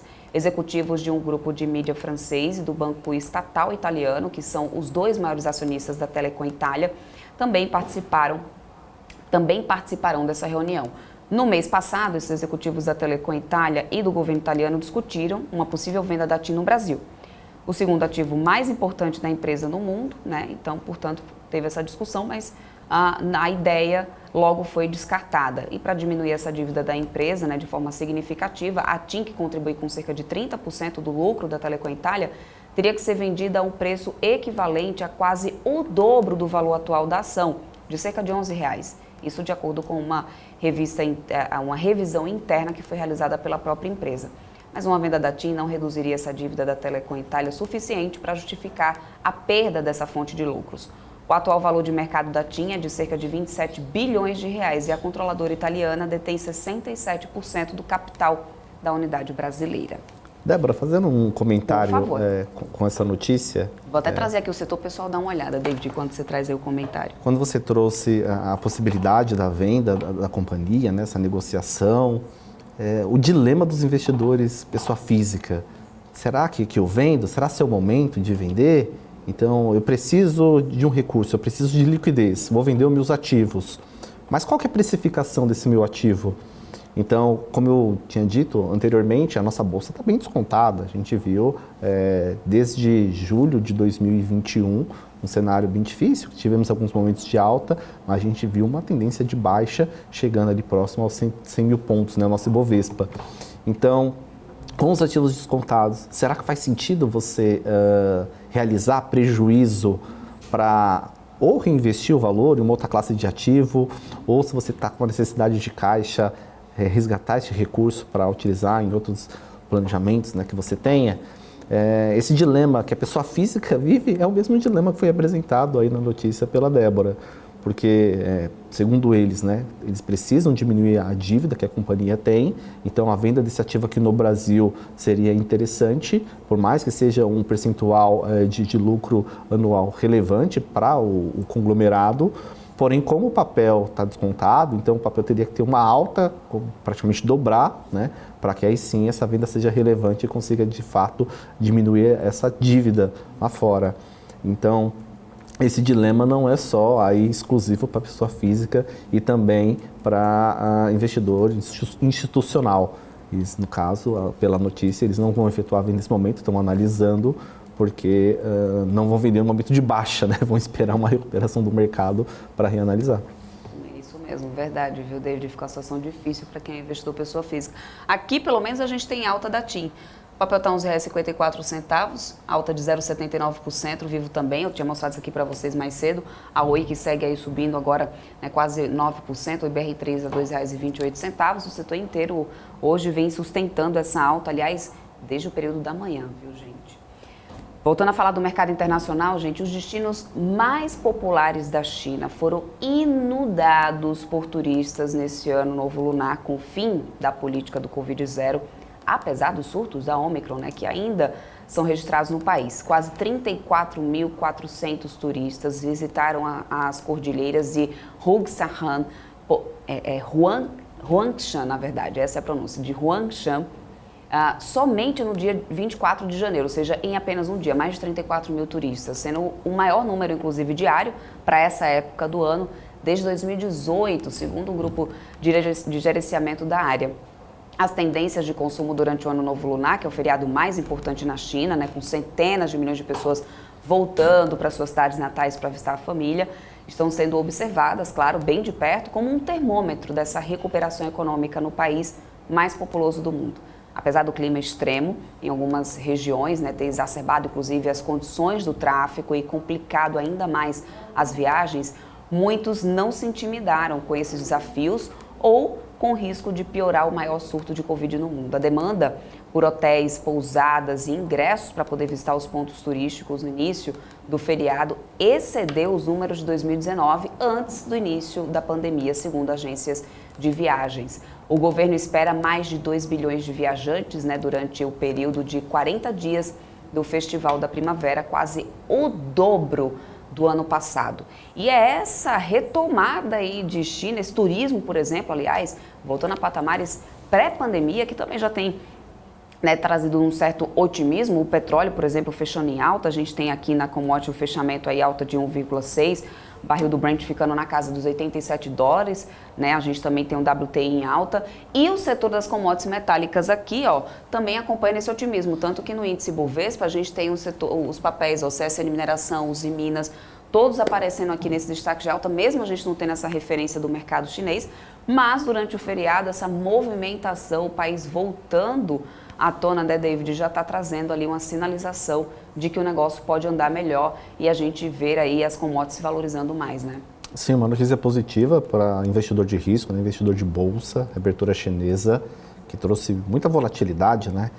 Quando os clientes perguntavam, Débora, em várias conversas, em várias reuniões que eu tive a oportunidade de participar, posso colocar milhares de investidores no ano passado, sempre questionando, até mesmo com relação à Vale, questionando sobre o setor de siderurgia, questionando sobre investimento em renda variável como um todo.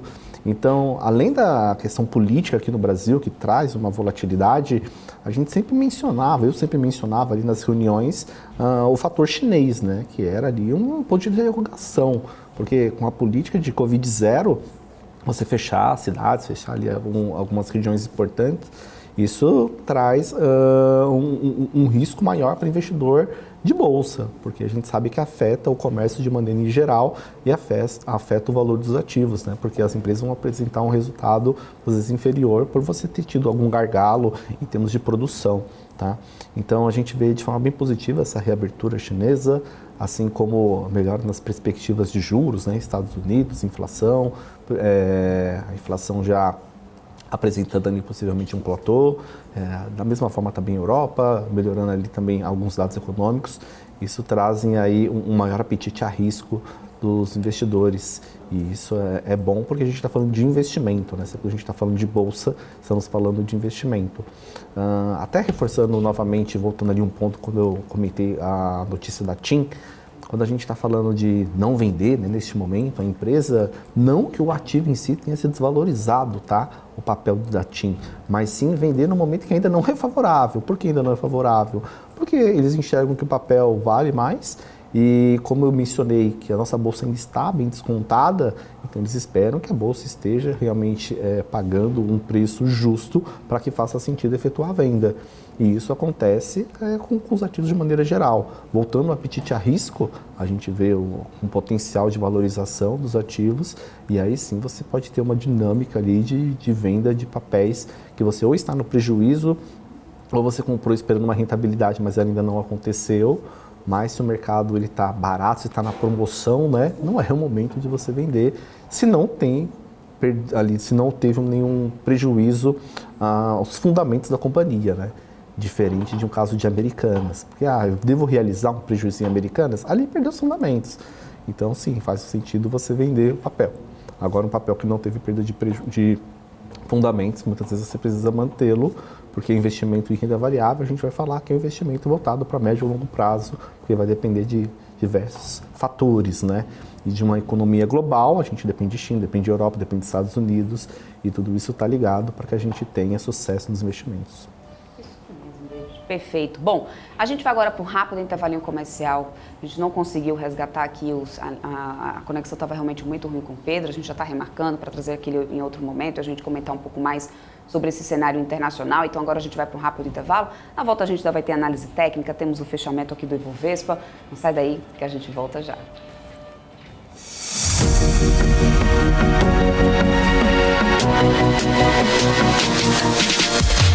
PMC News. Informação que gera valor.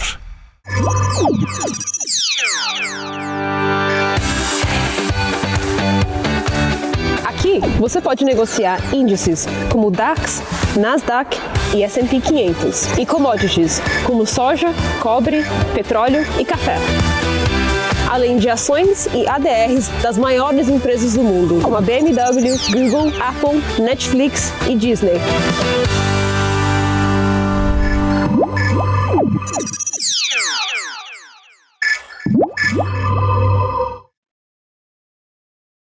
Você está cansado da mesmice? Negociando em plataformas com ferramentas desatualizadas? Falta variedade e funcionalidade? Aproveite nossa grande seleção de ferramentas de trade. Baixas taxas de negociação, suporte em português 24 horas por dia, com mais de 200 criptomoedas disponíveis para trade e a facilidade de depósitos com Pix. Aproveite o futuro agora. Bybit. Abra sua conta hoje mesmo. Bybit.com.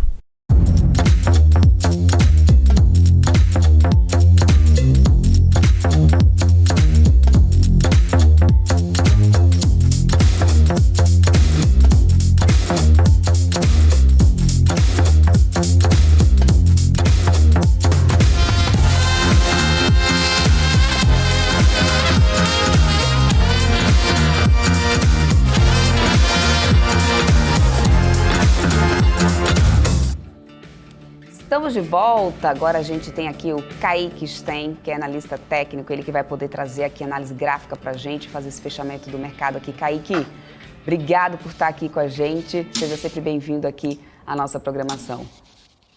Olá, é um prazer novamente estar aqui com vocês. Boa tarde a todos aí presentes neste momento. Ótima tarde. Kaique, eu até estava falando aqui durante os intervalos, olhando aqui para esse Bovespa, quase não tem um candle hoje, né? Foi para lá, foi para cá esse BOV e no final das contas não foi para lugar nenhum. E se a gente voltar um pouquinho aqui, vai uns 3, 4, 6 pregões, a sensação que dá é que a gente está totalmente de lado nesse Bovespa. É essa mesma leitura que dá para a gente fazer? Aí o que você me traz aí no gráfico do Ibov? Olha, falando um pouquinho mais de curto prazo, eu não acredito que a gente esteja muito de lado não, tá? Minha expectativa aqui é um pouquinho mais positiva, e principalmente com o fechamento mais positivo de ontem. A gente viu o índice iniciando o pregão ontem até caindo ali, basicamente próximo de 1%, mas conseguiu fechar no positivo, né? Fechou com 1,15% de alta ali, basicamente. seria natural aí realmente que hoje tivesse algum processo de correção no intraday que a gente fala. Seria basicamente ficar um pouquinho mais lateral. Nos últimos 2 dias a gente está falando aí do Ibov subir 2,24%, né? Então, depois dessa esticada aqui que ele deu, vem apresentando uma correção ascendente, que a gente chama, e a minha expectativa é um pouquinho mais positiva, da gente poder ver aí o índice trabalhando ainda acima da região dos 114 mil pontos nos próximos dias aqui, tá? Com essa escapadinha que ele deu aqui ontem, ó, para mim a lateralização ficava até a região dos 103 mil pontos aqui, que era, assim, um nível de preço bem relevante aqui para o nosso índice. Com o fechamento de ontem e deixando esse candle mais correção aqui hoje, a expectativa segue um pouquinho mais positiva para o nosso Ibovespa, aí falando de curto prazo, até para a próxima semana ainda também. Uhum. Antes, eu sei que o pessoal vai pedir, né, e já olhando aqui para as quedas, deixa eu já trazer aqui, pedir para você trazer uma análise de Petrobras que tem aí uma queda significativa hoje, claro que tem notícias aí que pesam bastante no papel que veio aí na contramão, inclusive do setor que conseguiu acompanhar a alta da commodity. O que nos traz aí o gráfico de Petrobras? Também vinha aí dentro de um movimento de alta bem semelhante aqui esse movimento, se a gente lembrar ali do Ibovespa, né? A gente teve uma penada aqui de alta, então foi um movimento expressivo. A gente viu a Petro subindo aí basicamente mais de 25% em apenas 13 pregões, né? Então é uma alta expressiva aqui para o papel, até revertendo aquela tendência de baixa que ela vinha apresentando, com topos e fundos descendentes aqui. Então ela reverteu esse viés negativo que vinha sendo apresentado. E depois de 25% de alta aí, seria natural realmente que a gente tivesse algum processo de correção. E por mais que esteja caindo mais forte hoje, o sinal já foi apresentado ontem aqui, quando perdeu aqui a mínima deste grande candle de baixa. Então, o sinal já havia sido apresentado ontem mesmo, tá? Por mais que tivesse aberto aí com um leve dia mais positivo no início do pregão de hoje ali, subindo quase 0,7, 0,8, a expectativa é da gente poder ter a Petro aí corrigindo um pouquinho mais, quem sabe aí tá até buscando ali a região dos 25,60, 25,50. Para quem inclusive está interessado em compra, um sinal de alta acima deste nível de preço ficaria bem interessante aqui para a Petrobras. Do contrário, voltou muito aí para baixo dos 25,50, até para baixo dos R$25, aí já ficaria mais complicado algum tipo de compra por aqui, tá? Então, se a Petro conseguir se manter acima dos 25,50, fica bacana ainda para quem está interessado em compra. Perfeito. O David Martins está aqui comigo também, fazendo esse fechamento do mercado. David, você quer alguma análise aqui gráfica do Kaique? Sim. Kaique, boa tarde, um prazer estar falando contigo. Então você já trouxe o índice, já trouxe Petrobras. Então mais um papel que a gente tem visto subindo forte recentemente, né? A gente tem falado de Vale, a gente comentou um pouquinho antes, com a reabertura na China. Poder analisar, por gentileza? Claro, eu gosto muito de Vale, inclusive nós temos Vale aqui nas nossas carteiras recomendadas. A Vale que está quase, vou até colocar o gráfico mensal dela, que a gente olhando um pouquinho mais para longo prazo, a gente vê aqui a Vale basicamente vindo buscar a sua máxima histórica ali na faixa dos R$ 98,11. Hoje, neste momento, sendo negociado aí nos 97,64. A nossa expectativa é bem positiva, o papel subindo aí quase 10%, 9,86%. A expectativa é de poder vir romper realmente aí essa região de resistência que a gente chama por aqui. Então, de poder romper aí a sua máxima histórica aqui, a Vale. E aí vai bem em linha com esse fundamento que você comentou, David, de reabertura da China, Brasil aí que é um grande parceiro comercial, né, da China. Então, é uma expectativa bem positiva que a gente tem aqui para o papel, tá? A gente estava comprado no curto prazo, acionou a nossa saída hoje com ganho, estamos comprados no longo prazo também nesse papel, como eu mencionei na carteira, e segue dentro de um viés mais positivo. Enquanto não apresentar sinais de baixa, ou seja, uma perda de mínima aqui de um dia anterior, a expectativa é de poder continuar posicionado aí na ponta compradora nesse papel. Quem está posicionado aí provavelmente está feliz da vida. Perfeito. Deixa eu trazer alguns pedidos aqui, viu, David, do pessoal do chat, que eu sei que o pessoal gosta de fazer essa consultoria, inclusive começando pelo André Alves. O André Alves que está pedindo aqui para a gente dar uma olhada em MRV. Estavam me dizendo que MRV tinha entrado, inclusive, em leilão há pouco. Não sei se é realmente isso, deixa eu até dar uma olhadinha aqui. Tinha entrado em leilão, tem leilão. Tá mesmo, em leilão ainda, né? Ainda está em leilão. Deixa eu tirar essa aqui. Mas tem, MRV então, pelo menos a gente, no meio do ano passado para cá, praticamente, teve uma ladeirinha abaixo aqui de MRV, né? Desde ali do Covid, eu diria, tá? Pós-Covid ali, tentou se recuperar, mas não conseguiu ali superar a sua máxima histórica, voltar para cima dos R$20. Desde então é realmente ladeira abaixo, como você comentou, tá? Aqui, quando a gente olha de longo prazo, aqui, realmente topos e fundos descendentes, e o caminho mais provável é continuar aí esse movimento de baixa. A gente tem níveis de suporte um pouquinho mais abaixo, onde já foi testado na região dos 6,80, e um pouquinho mais abaixo neste outro nível de fundo, eu estou falando de médio a longo prazo, ali nos R$6,22. Então, é o caminho aí mais provável ainda a ser testado pelo papel, e poder dar sequência aqui nesse movimento. Para quem está posicionado aí até de longo prazo, saiba que tem realmente esse viés um pouquinho mais negativo e essa expectativa de poder dar sequência nesse movimento. Falando um pouquinho mais de curto prazo, também está bem desafiador aqui o cenário, né? A gente vê que o papel até tenta se recuperar no gráfico diário, não consegue, respeita sempre aqui as suas médias móveis e dá sempre continuidade no movimento de baixa. Então, está bem mais interessante para quem gosta de operar na ponta vendedora e shortear alguns papéis. Está bem mais interessante para a venda do que para a compra aqui o papel. E está com a expectativa de sair negativamente no leilão aqui. Está subindo nesse momento 1,58, mas para sair do leilão ali está com queda de 2,13%. Então, de já poder apresentar já saída do leilão, algo semelhante a isso aqui.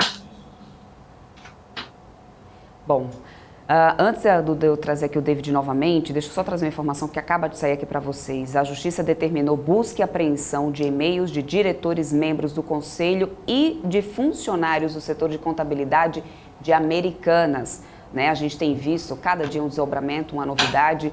A gente já viu, inclusive, entrevistas aí de ex-diretor da companhia, né, fazendo aí graves denúncias. Então, agora vem essa decisão da Justiça. A Ordem da Justiça atendeu a uma demanda do Bradesco, né, que também já entrou na Justiça em relação a Americanas. E aí, agora sai essa decisão. A Justiça determinou busca e apreensão de e-mails de diretores, membros do Conselho e funcionários do setor de contabilidade. Já virou uma novela mexicana isso, né, David? Isso estava na minha língua, essa fala. Virou uma novela mexicana. Virou Cada novela dia mexicana. Um novo capítulo, né? É isso. Vamos lá, vamos continuar então aqui com as nossas análises. David? Vamos lá, Kaique. Como o Cabral, né, o professor Cabral sempre menciona aqui na BMC, e o pessoal que está pensando em ir para a Disney? E aí, vai conseguir ver o Mickey ou não? Como é que está o dólar? Continua nessa tendência de queda?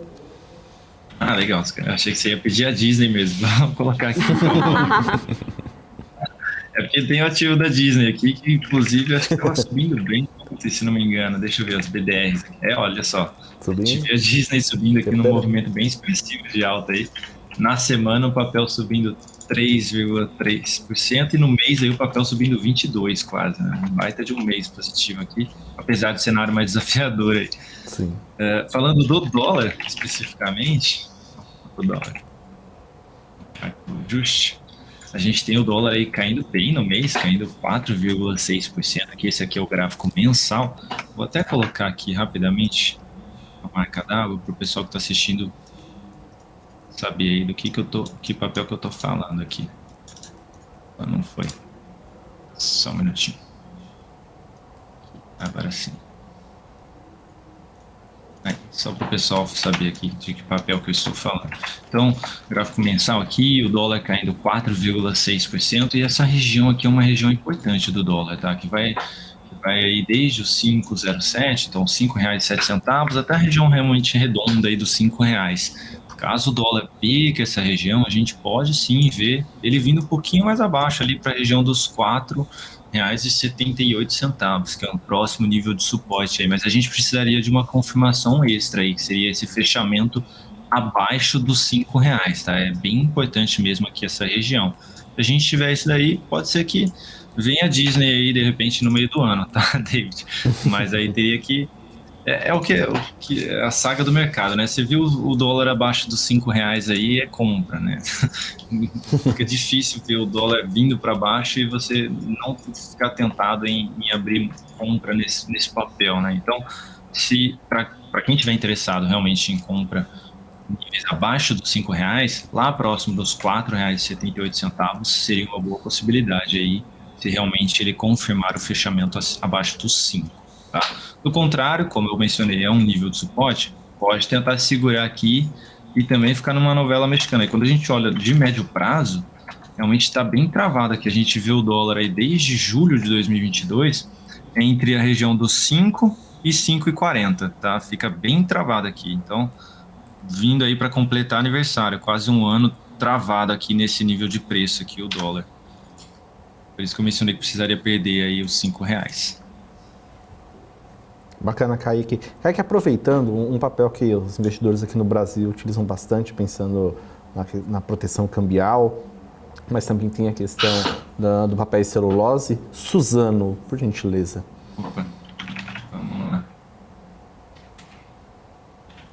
Suzano, vou até colocar o gráfico mensal aqui do papel. Suzano, nos últimos anos, vem apresentando aqui um movimento de baixa, tá? Desde basicamente ali 2021, início de 2021, que o papel vem apresentando aqui topos descendentes. É uma queda de maneira, assim, sendo bem gentil com o papel, um pouquinho mais fraca, mas que vem sendo apresentada aí já dentro do terceiro ano, né? Chegou a cair 45% aqui, tá? E sempre se mantendo acima dos R$42 aqui, basicamente. Então, para quem está interessado em comprar esse papel visando o longo prazo, ou até mesmo aí com relação ao câmbio, precisaria abrir esse tipo de compra mais próximo desse nível de suporte aqui, que é a região dos 42. Mas o interessante é aguardar por algum sinal nessa região. Então, como aconteceu aqui atrás, bateu ali e gerou um sinal de entrada para a conta compradora. Então, seria testar novamente esse nível de preço para poder apresentar um novo sinal de alta e aí sim entrar comprado nesse papel. Ele tende a seguir realmente um pouquinho mais aí o dólar, como você mencionou. Ela tem bastante receita em dólar, né, essa empresa. Então, se confirmar um fechamento abaixo dos 42 e não vier esse sinal de alta, aí eu já não olharia mais para a possibilidade de compra, porque aí o papel pode esticar um pouquinho mais o seu movimento de baixa, vindo testar outros níveis mais abaixo aí, como eu mencionei do próprio dólar. Se perder aquele suporte dos R$5, poderia esticar um pouquinho mais o movimento.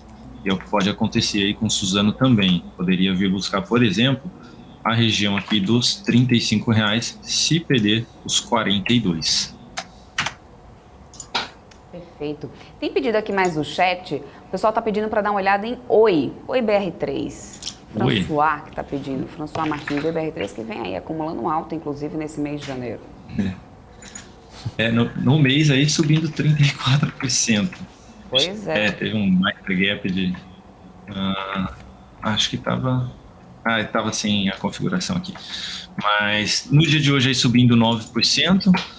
Tá numa região importante aqui, tá? Eu não gosto muito, assim, de papéis que custam menos de R$3 e que a liquidez não é tão grande assim, tá? Mas para quem se arrisca aí, tá numa região importante de resistência, essa dos 2,29, 2,30 basicamente, e tem que tomar cuidado aí. Para quem tá comprado aqui no curto prazo, um sinal de baixa, uma perda de mínima aqui de pregão anterior, já seria um sinal de saída aí e possibilidade de colocar o lucro no bolso. Então a gente está falando aí que se amanhã oscilar abaixo dos R$2,15, ou seja, R$2,14, já seria uma possibilidade aí de colocar o lucro no bolso para quem estiver comprado aqui no curto prazo.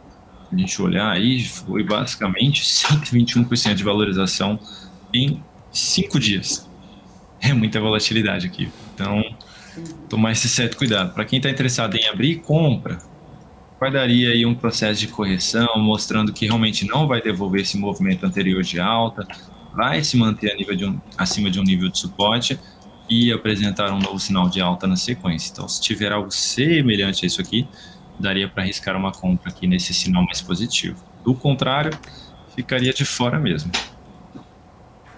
Kaique, estão pedindo aqui GPS Participações e Empreendimentos S.A. GGPS3. Eu confesso que eu não conhecia. Cada dia mais eu vou aprendendo com esse pessoal do chat aqui, hein? Sempre aparecem uns papéis aí que a gente nunca viu.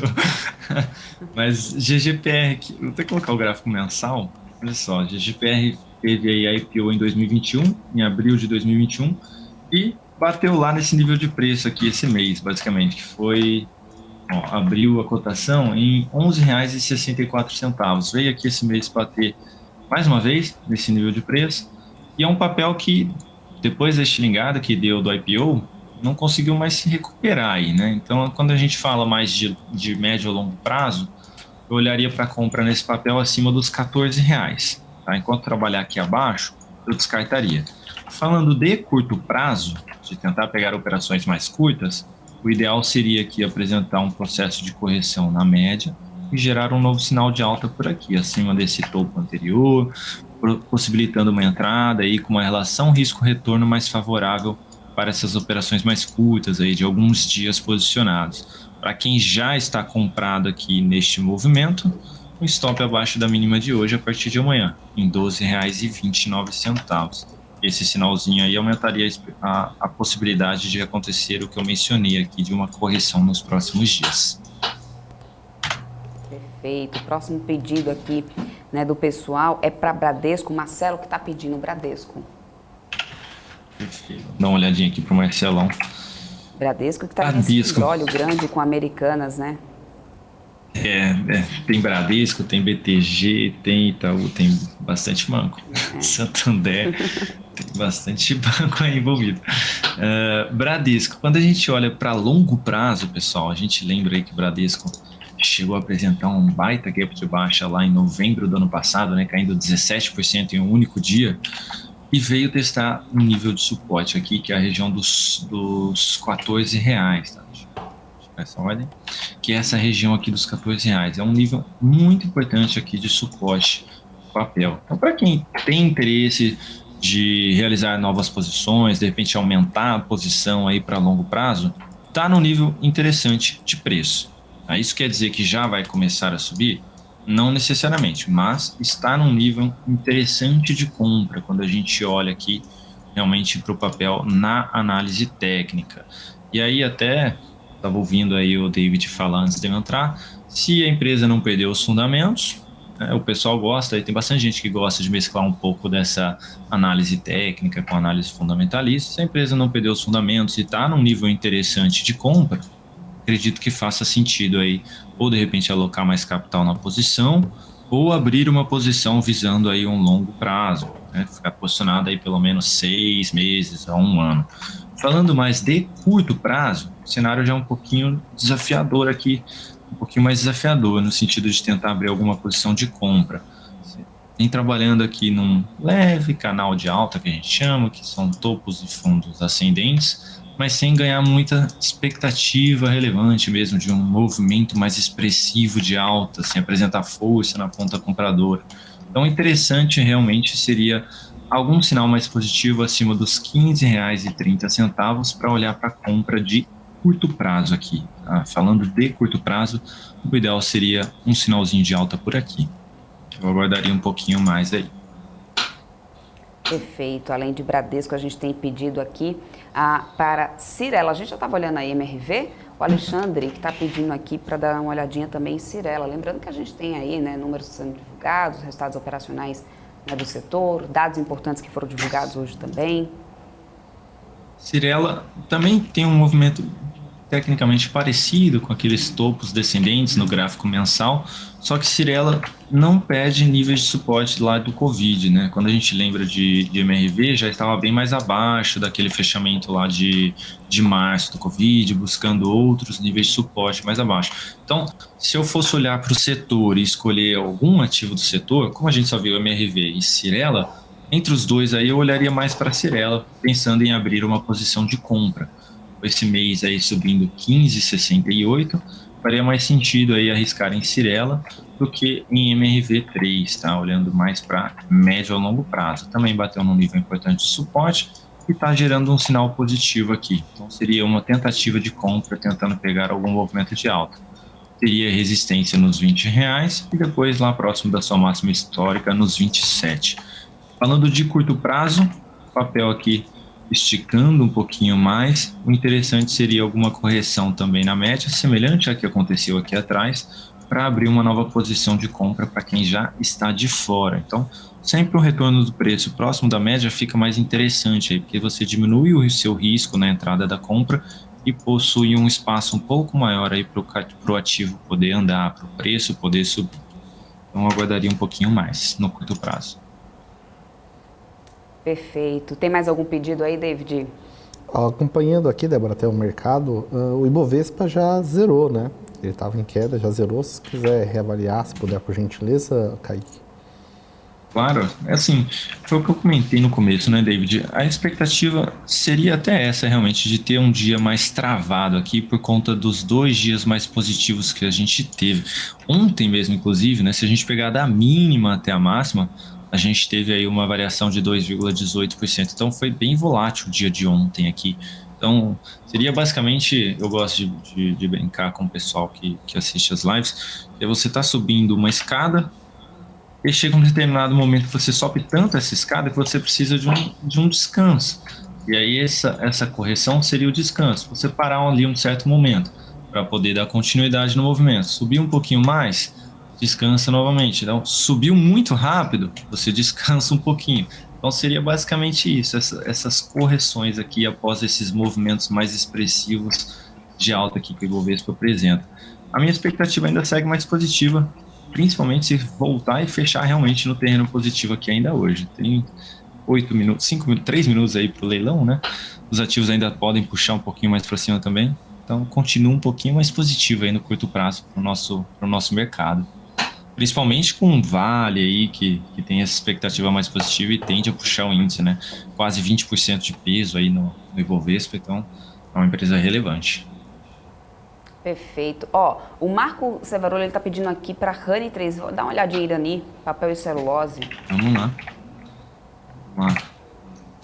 Então, no mensal, gráfico mensal, então olhando um pouquinho mais aí para longo prazo, o papel vem passando por um processo de correção que eu acabei de mencionar, depois de um movimento de alta aqui, vem descansando um pouco aqui o preço, pode ainda vir buscar a região dos R$ 7,40, que é um nível de suporte aí quando a gente olha para longo prazo. E se você tem interesse em abrir compra, visando aí esse prazo maior, essa região dos 7,40, 7,50 seria mais interessante aqui para abrir essa posição de compra. Vejo que ainda tem espaço para corrigir sim, tá? Teria aí pelo menos mais fevereiro ou março, podendo vir testar esse nível de preço, para quem sabe aí gerar um novo sinal mais positivo na sequência. Olhando mais para curto prazo, um pouquinho mais travado aqui o movimento, e depois desse movimento todo de baixa, apresentando essa lateralização, a expectativa que fica é de poder dar continuidade nesse movimento aqui anterior, deste movimento aqui. Então seria basicamente aí, até reforçando o que eu falei lá do mensal, de poder ter algo um pouquinho mais para baixo aqui. Então o diário está reforçando aqui esse viés com essa lateralização toda. Eu tenho força na ponta vendedora, os compradores não conseguem reagir devolvendo o movimento de alta, ficam mais travados, e aí os vendedores voltam a pressionar novamente o preço, levando ele cada vez mais para baixo. Então, eu aguardaria um pouquinho mais lá no longo prazo, e no curto prazo focaria mais na ponta vendedora. Aqui, por exemplo, essa perda de mínima dentro dessa lateralização seria uma possibilidade de venda, tentando pegar um movimento de baixa até esse nível de preço aqui dos 7,70. Caso contrário, se reverter todo esse cenário que eu estou mencionando, gerar sinal de alta aí acima dos R$ 80,30, aí fica mais interessante realmente para a compra, porque está mostrando que, olha, saímos dessa lateralização e vamos enfrentar aqui a pressão vendedora que tinha anteriormente.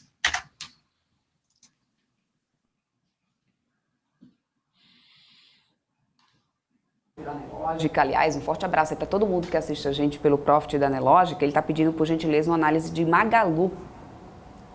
Magalu? Eu só não ouvi o nome dele, seu microfone estava travado. É o Nélio. Nélio, vamos lá, né? Isso. Perfeito. Olhando primeiro aqui para curto prazo, perdão, para longo prazo, a gente vê o papel subindo 57% nesse mês. Então a gente vê aí um baita de um candle de alta aqui, respeitou um nível de suporte anterior, que foi o fundo apresentado no meio do ano passado. A expectativa aí para Magalu é de poder ter um movimento aí até a sua resistência lá nos 5,50. Quando a gente olha aqui para o curto prazo, o papel começou um movimento mais expressivo aqui de alta, Inclusive, depois do caso ali das Americanas, o papel que mais apresentou performance aqui do setor, né, do setor aí basicamente de comércio, varejo, foi a Magazine Luiza, né? A gente comenta aí que o market share, né? Então os investidores saindo ali de Americanas e procurando outro ativo do setor. O que tem performado positivamente é Magazine Luiza, que a gente vê realmente desde aquele dia de Americanas, o papel subindo aí 73% em 9 dias. Então é bastante coisa aqui. Neste momento, gerando um sinalzinho de correção, que tende a apresentar aqui um novo movimento de baixa, buscando a região da média.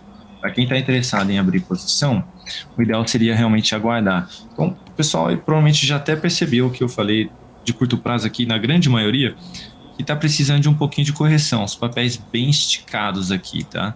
Pode até ir um pouquinho mais, mas seria mais interessante ainda aguardar para esse retorno do preço à média, para entrar aí quem está de fora, tá?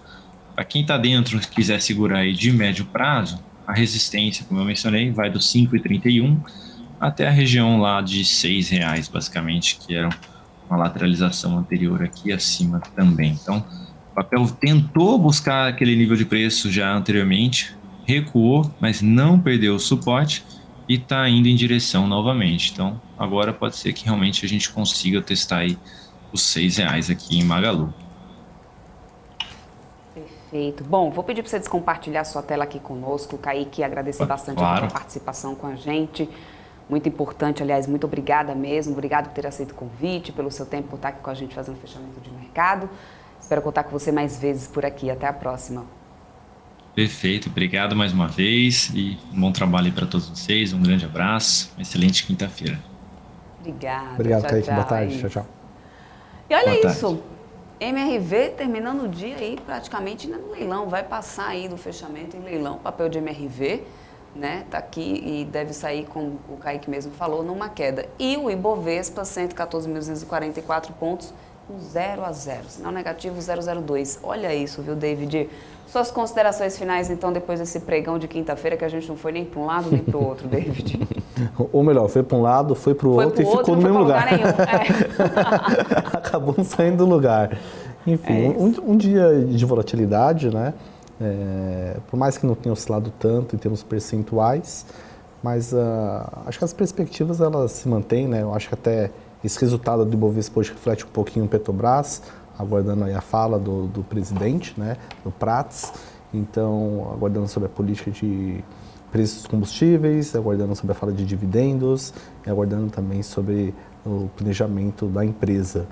Então, como tem um peso relevante, acabou contribuindo para que ficasse no 0 a 0. Caso tivesse um outro resultado, hoje Petrobras, um resultado menos pior, né, aí a gente teria um índice operando no azul. Então, aguardar. Eu vejo que ainda com o feriado na China, a gente vê principalmente as commodities, né, siderúrgica, a gente viu Vale hoje tendo uma valorização nos seus ativos, mas a gente fica até um pouco com receio, né, por você não saber exatamente o preço da commodity pelo feriado.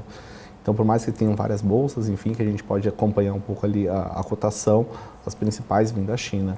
Então, por mais que a abertura seja positiva, pensando em China, a cotação dos ativos, acho melhor a gente aguardar de perto e quem já tiver com bom lucro, às vezes colocar um percentual no bolso é saudável. Amanhã, sexta-feira, mais um pregão, se aproximando ao final do mês, Estados Unidos performando bem, né? A gente vê uma alta lá, praticamente até o dobro aqui do nosso Bovespa, que também vem operando numa alta no ano. A gente espera, para mesmo nesse curto prazo, manter esse resultado positivo. É isso. Muito obrigada, David. Te espero aqui quinta-feira que vem. Sempre aqui com a gente, nos ajudando nesse fechamento do mercado Top News. Sempre muito bem-vindo. Até a próxima semana. Obrigado, Débora. Uma boa tarde a todos e até quinta da semana que vem. Um abraço. Tchau, tchau. E para todos vocês que estão aqui na nossa programação, continuem, porque está chegando agora o melhor podcast, o podcast premiado da BMC News, Papo de Dinheiro. O episódio de hoje, gente, eu vou falar com o Ricardo Brasil. A gente vai conversar sobre carteira recomendada. Devo ou não devo seguir essas carteiras recomendadas que eu vejo sendo divulgadas no mercado? Como que funciona? O que eu tenho que fazer para acompanhar esse rendimento que os profissionais, as casas, né, já prevêem aí realmente, já diante dos estudos que fazem, né, provisionam diante de uma carteira? Eu estou investindo certo na carteira recomendada? A carteira recomendada para mim, qual que é a diferença de uma carteira recomendada para um fundo de investimentos? Todas essas dúvidas você vai tirar a partir de agora no Papo de Dinheiro. Eu volto amanhã ao vivo a partir das 10 horas da manhã com a abertura do mercado. Fechamento do mercado, estou aqui no Top News, então fique aqui. Até amanhã. Tchau, tchau, gente.